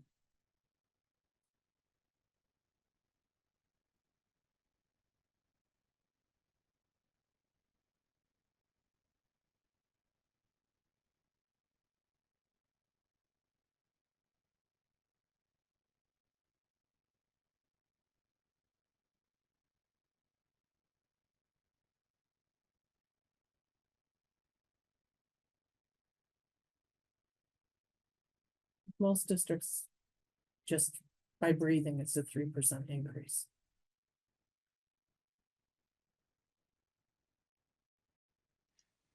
Then losing Esser is not going to be pleasant. Right. Plus you have negotiations happening. And out of district special ed tuitions, that's 1.5 million there. Yeah, but if we don't start competing salary wise, we're gonna be in trouble. Okay. How does this work for you? Sorry, I had too many crossouts. All right, I move to request the superintendent forward the FY26 operating budget as forecasted, including level funding comparison to the full school committee. It wouldn't be level funding, because level funding would be draconian. We're back to the cutting 8th grade. Okay. So I'm do I need thinking to level include a service. list of, Yes. And same with raises. I don't know what you call that anymore. level service? Level service. Level service. Okay.